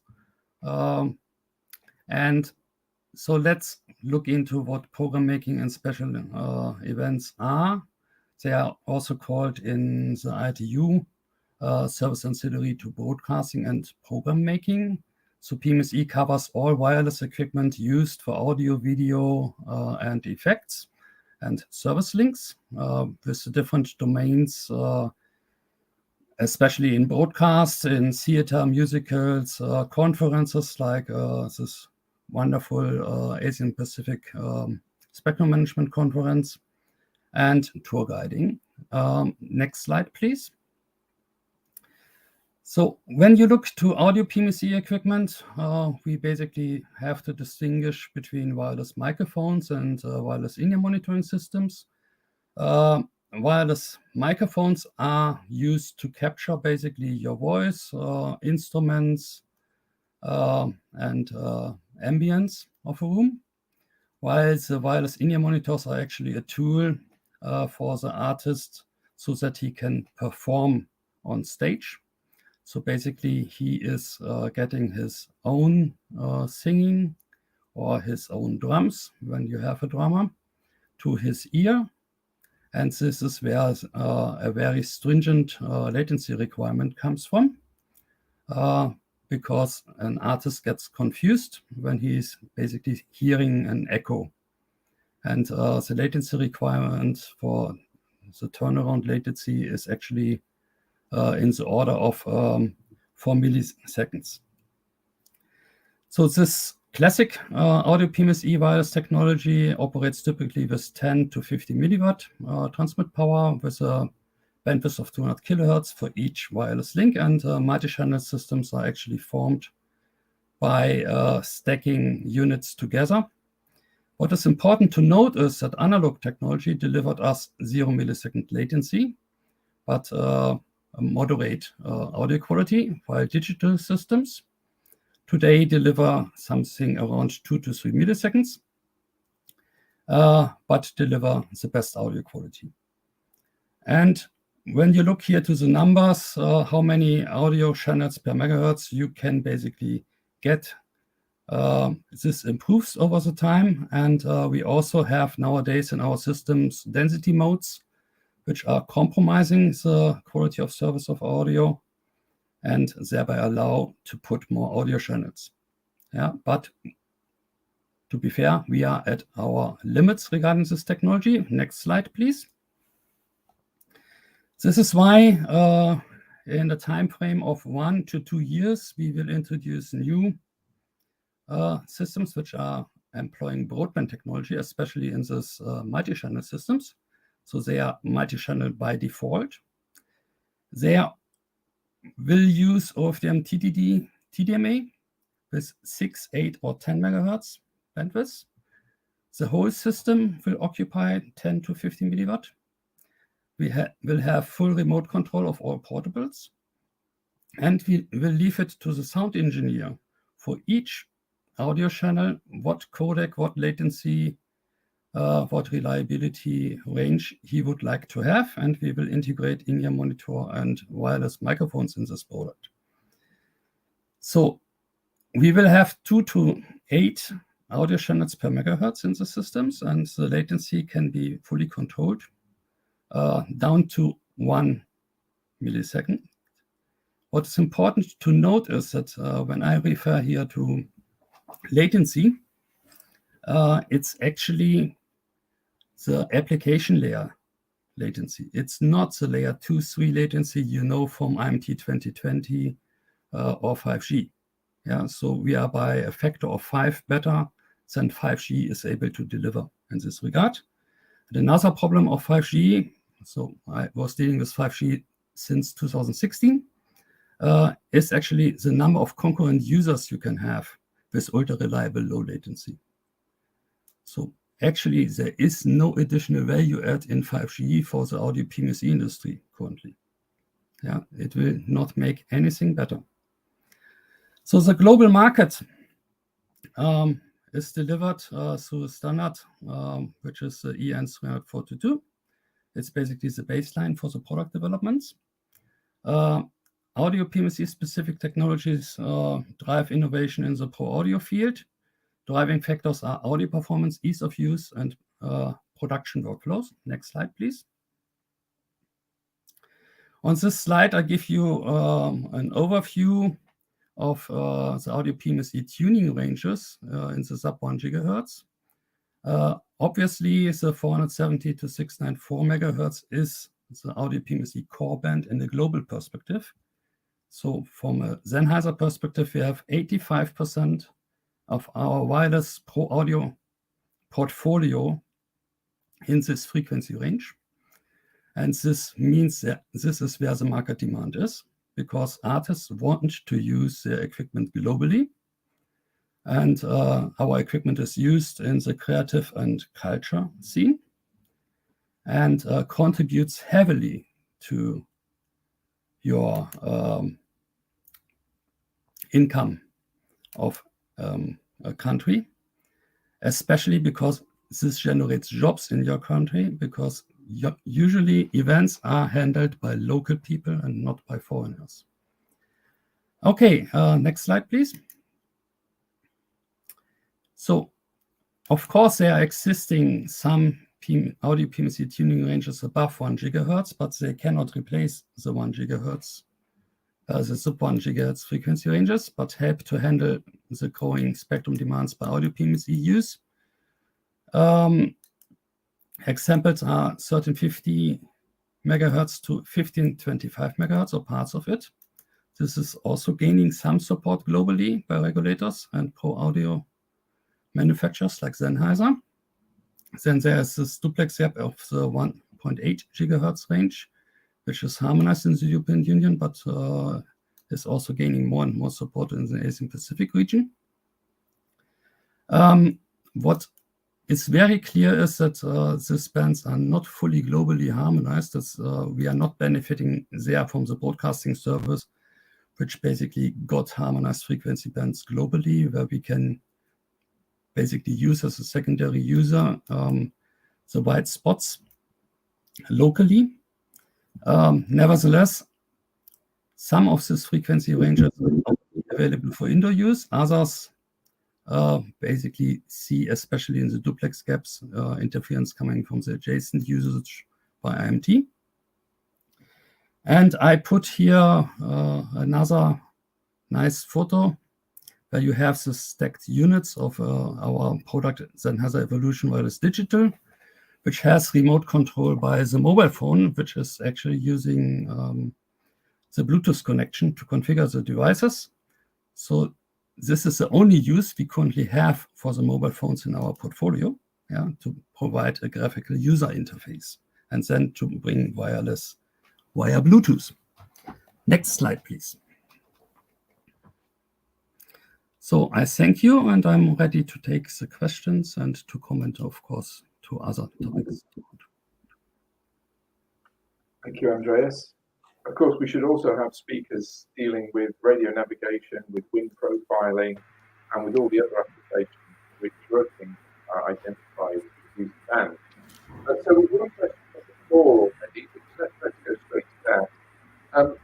WRC23 is looking at effectively the migration of TTP to mobile and possible allocation for IMT. How do we do that migration? presentation, and a wider question to you all is that the agenda item is region 1 only, and we're looking here at region 3. So, do you think other regions will also adopt the region 1 changes at the same time, which is not obviously part of the agenda item? Rutin, if I start with you on that one. Thank you, Richard. Actually, I can't hear your question clearly, but I guess you question. So I try to answer your question. Maybe you could close your mouth to microphone. Yes. Yeah. Okay. I should try to answer your question. I think it's a little bit tricky. You know. Is that sound any clearer? Yes, not so clear. Not still not so clear. Okay. Maybe you could close your mouth to microphone. Yeah, maybe. Okay. Yeah. Yeah, so it's trick catching. You know, before answer this question, I'd like you know, go back or look at the context, look at the background in this regard. As well known in WRC 07, for region 3 example, some country identified some bands of 700 megabytes for MT.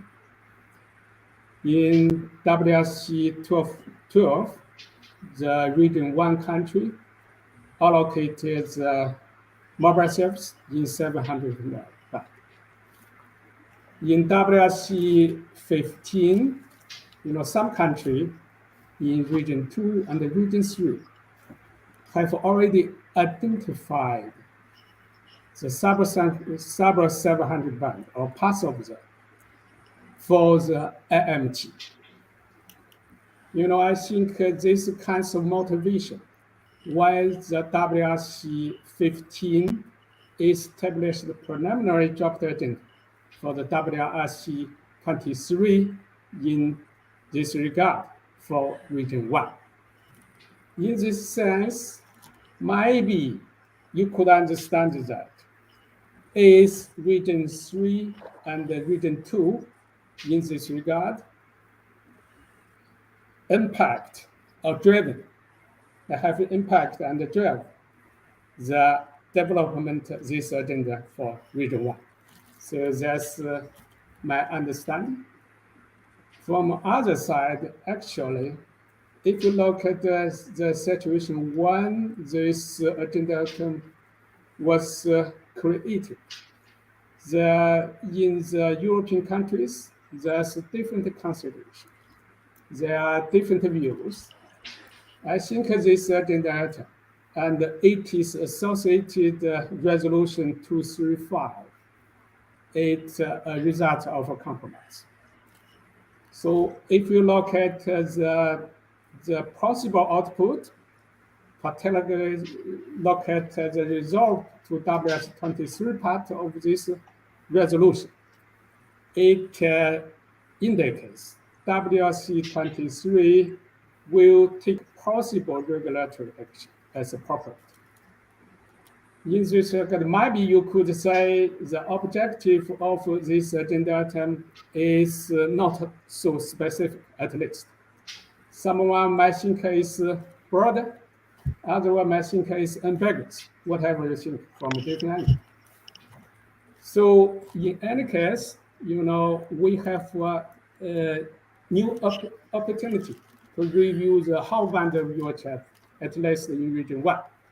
Particularly with the constant evolution of radio application and radio technology. You know, you can also aware that from WS15 to WS23, that already have 80 years. In these 80 years, some radio applications, some radio technology are changed rapidly. So maybe we could have another angle to think about UHF band again. Meanwhile, as I indicate, the objective of this band is not so specific, not just only to include or introduce possibly introduce MT. You can also maybe have also consider how to accommodate new users, such as the PPDR, such as the trunked ad hoc mobile system. Meanwhile, they have also, to think about how to guarantee the current existing use. For example, for the broadcasting. For example, for the radio astronomy and wind profile radar, as well as the PLYC, just mentioned by the last slide. We have another angle to evaluate how the 5G impact on the radio applications in UHF band. For example, some research have been carried out to identify whether 5G could provide some capability used for the PFME, but by then there's still some uncertainties in terms of technology performance, even the commercial mode. Whether it's a possibility to use 5G for broadcasting. Yes, interesting there, new technology for 5G broadcast is emerging.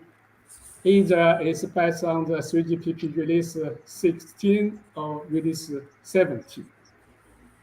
So even, we look at the impact of 5G on the current application in UHF band, we could still feel that there are quite a number of uncertainties still here. If you look at 5G broadcasting, for example, the initial conclusion is that 5G broadcasting could operate under the current regulatory framework with the use of the spectrum allocated to the broadcasting service. If we introduce the 5G broadcasting in the spectrum allocated broadcasting service, maybe you will have to rethink how to make it is coexisting with the existing DTD. So there's so many issues should be taken into account. In this regard, this new source, using new angle, might provide some information, useful information for region 3 countries to think about when they make a further decision. That's my comments. Thank you, Ruthie. So you bring up an interesting topic there, which is 5G broadcast. And we have with us a mobile operator in the form of Hajar. Hajar, is 5G broadcast something that you're seeing as being a potential application that you might introduce, or do you feel at the moment in the region that it's not time yet? To be honest, Richard, I'm not very well versed on 5G broadcasting, but I think in terms of, again, let me just put you in a different perspective. Broadcasting is just a mean of delivery content, right? So as a mobile operator, you can actually use us as a platform of delivery.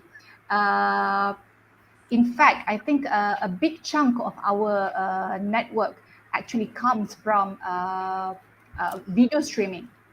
All right. So and with the likes of, for example, Netflix, HBO Go, and now with the all latest craze on Korean content, K-pop and K-drama, we have View, Rakuten Wiki, and all that. So again, we can be. I think instead of looking mobile operators or mobile operators as an enemy trying to access to your spectrum, please actually use us as your partner, as a strategic partner to deliver content to your customers. Right. So, Amal, I can see you raising your hand, and that leads to an obvious question to you. I should just say, incidentally, if anybody has any questions, please post them in the chat. And if you're in the meeting room in Bangkok, please raise your hand and raise a question, and that will also be sent to us. Amal, so the point Hajar makes is that people are moving away from linear broadcasting, they're moving to streaming, and broadcast platforms don't deliver streaming. So is 5G broadcast, or indeed just general broadband connectivity, not going to become more important than traditional linear broadcasting? No, not at all. I'm going to dispute that one. That's why exactly. I looked at the program, and then I saw there's no one talking about 5G, and then I kept quiet because 5G broadcasting is yet they are exploring it, and the ecosystem of 5G broadcasting will take another 2 to 3 decades when it comes to ecosystem. Yes, there are chips developed. The new releases will address as we want, but that's not a complete replacement for broadcasting. So this is the biggest problem in the community, that the communication community, that people don't understand what is broadcasting. Broadcasting is because some of the over-the-top operators, like PO operators, I don't want to mention names, they said the CEO said the broadcasting is dead, the linear television is dead, and then they started following the linear content delivery. And then you probably heard some of those things happening around those POTT providers. In a second, they drop from their share prices because they did not depend on the broadband access and the price. And in the whole world, the broadband study says, which I wanted to mention, but I didn't want to waste my time earlier, that we have the least broadband access in the whole world. Less than 50% have not even accessed any form of broadband, and those who access also very limited broadband, just to get a message, something like that. So the streaming delivery is not going to do that. But the broadcast community, we are collaborating with the 3GPP, 5G broadcasting being developed to complement what we are doing, but not to replace what we are doing. So we still need what we are doing in our frequency bands, and even like in future. So let's say, because most of the broadcasters are content producers, they get the network service from another network provider. So if in New Zealand, if someone asks, can you build another network for do the 5G delivery, there is no spectrum at all, because we are completely occupying 500 to 600, that's 100 megahertz fully for the DTT, but there is no spare band, spectrum for that. This is the case for many countries, and this is exactly the problem happening across the APAC, because only 25% of the countries, there are about 38 countries in the region under the APT membership, only 25% have done ASO, like Indonesia is targeting, and every time sometimes target, even very well-developed country like Singapore, they postpone 3 times their ASO date. So they after few postponement, Thailand, Singapore, in those countries, they switch off analog, but only 25%. But the rest are occupying larger bands. So that's why I said broadcasting probably need to change, but even the change requires a certain frequency band. And then we also agree that it's good to have the harmonization. Otherwise, everyone is paying more for the devices. So the harmonization cannot be done if everyone is going piecewise. Unfortunately, that's what's going to happen very badly. Okay. But the 5G itself will take a long time, and then DTT has to happen first before anything else. Okay, so we need to do the analog switch off before we can start thinking about other opportunities for broadcasting. We have a question from the floor in Bangkok from Scott Minahan. Scott, I guess there's a camera that you can. There we go. We can see you. Lovely. Over to you. I can't hear you. Can you hear me now? Now we can hear you. Yes. Yes? Okay. Look, thanks, Richard, and thanks to everyone on the panel. I don't think I'm going to get into the debate. There's clearly a huge move away from linear television and all the rest of it. But this is a Spectrum conference. right? And I think the big challenge in the region with something like 600 megahertz, which we in the region should be trying to drive for a second digital dividend, is how we manage that cross-border interference, right? And we saw a very long delays in relation to 700 megahertz because certain countries were slower to do the ASO. And I think what's really needed in the region, if we were to do the second digital dividend in 600 megahertz, is we need to have a regional approach, whether that's in ASEAN or in the SAARC region. I think India is going to have some issues with releasing 600 with its neighbours in Bangladesh and Pakistan and Sri Lanka. I think if countries in the Southeast Asian region want to move ahead on 600, they're going to feel the same problems if other countries haven't made those moves. So what I really do think this is where there's some regional leadership needed, and to say, well, if we really as a region want to embrace the digital economy and we really do need this lower sub 1 gigahertz spectrum, then we need to take concrete steps so that everyone is moving together with a common vision in mind to free up that spectrum. So maybe some people can comment on that, but I think it's a comment that, given this is a spectrum conference, this is what we should be focused on. Thank you, Scott. Thank you for the question. I think I'm going to ask Hajar. Hajar, I mean, you have operations in multiple countries across the region. Do you think that the issues that Scott raised concerning cross-border is going to be a big problem in introducing 600? Definitely. I think if anything, we can use the example what's happening in Hong Kong, where I think that they have vacated the 600 megahertz. In fact, they have tried to auction the spectrum, but there was no take-up simply because concern on the the broadcasting services in Shenzhen. I think it's quite close to Hong Kong.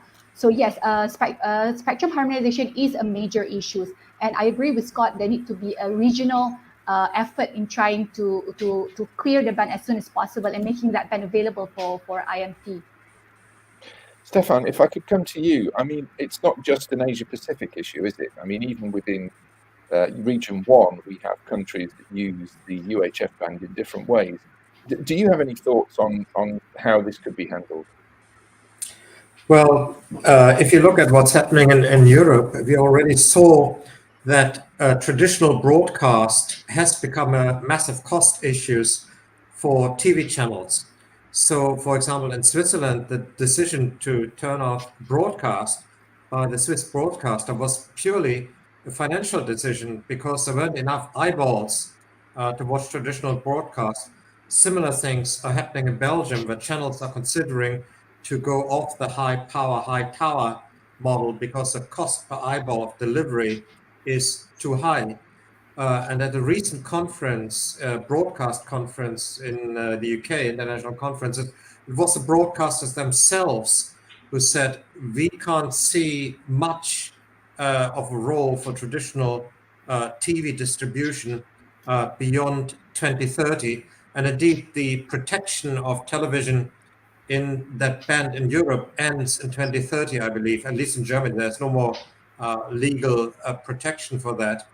So, and it's simply, I think we have to separate between a distribution platform or delivery mechanism and a channel operator who is interested in eyeballs. And it's a broadcaster sort of driving this. If you look at the BBC, for example, you're watching a program in the middle, let's say you join linear broadcast in the middle, a little message appears. If you want to see this broadcast from the beginning, press the red button, and both you're being taken into the world of streaming. And that is increasingly happening. In Malaysia, I saw Maxis, they also have a fiber offering, and they're selling their fiber offering. A promotion is a flat screen TV with that. That's sort of, it's a bundled thing with a fiber connection. So we're seeing all the sort of things happening.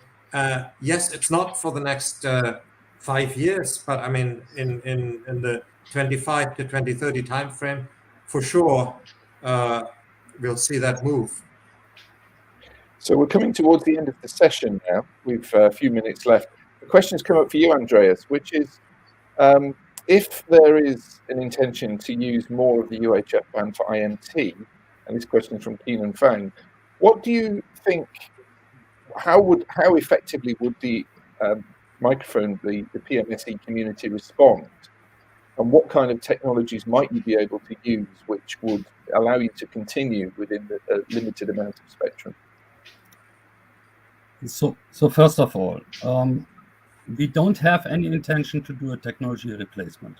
Yeah, so we are full-flavored wireless tech company at Sennheiser, and the same is also true for the other microphone manufacturers.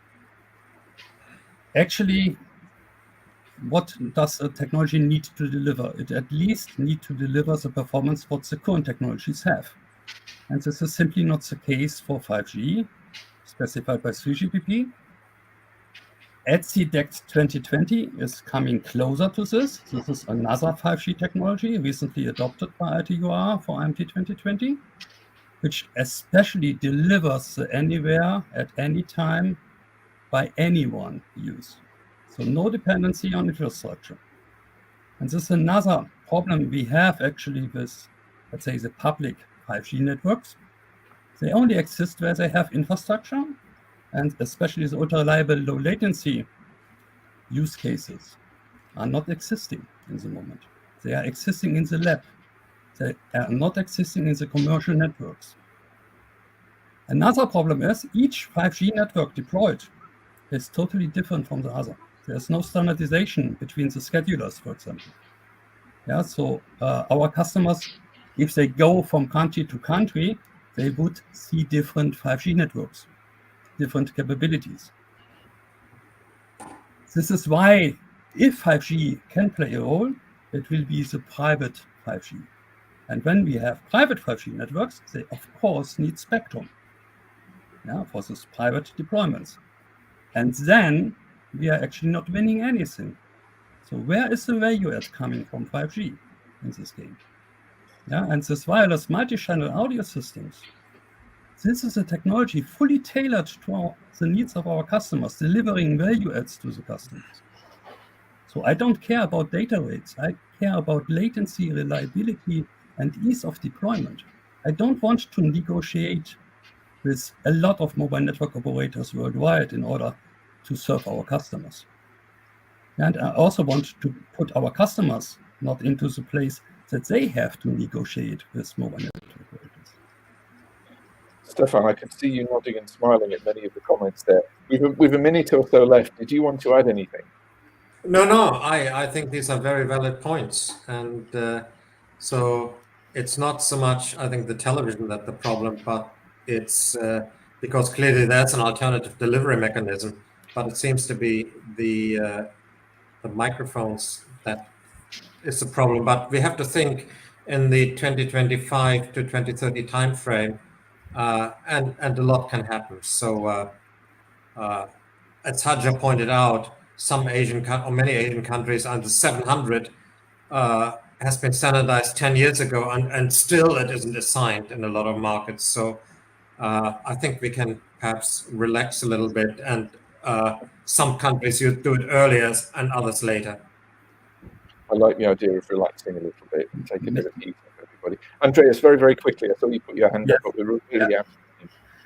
Just to comment quickly on the 5G broadcast things. So 5G broadcast actually is a delivery mechanism, which is an alternative radio waveform, which can be understood by a mobile. So this means the broadcasters can stay network operator in this scheme.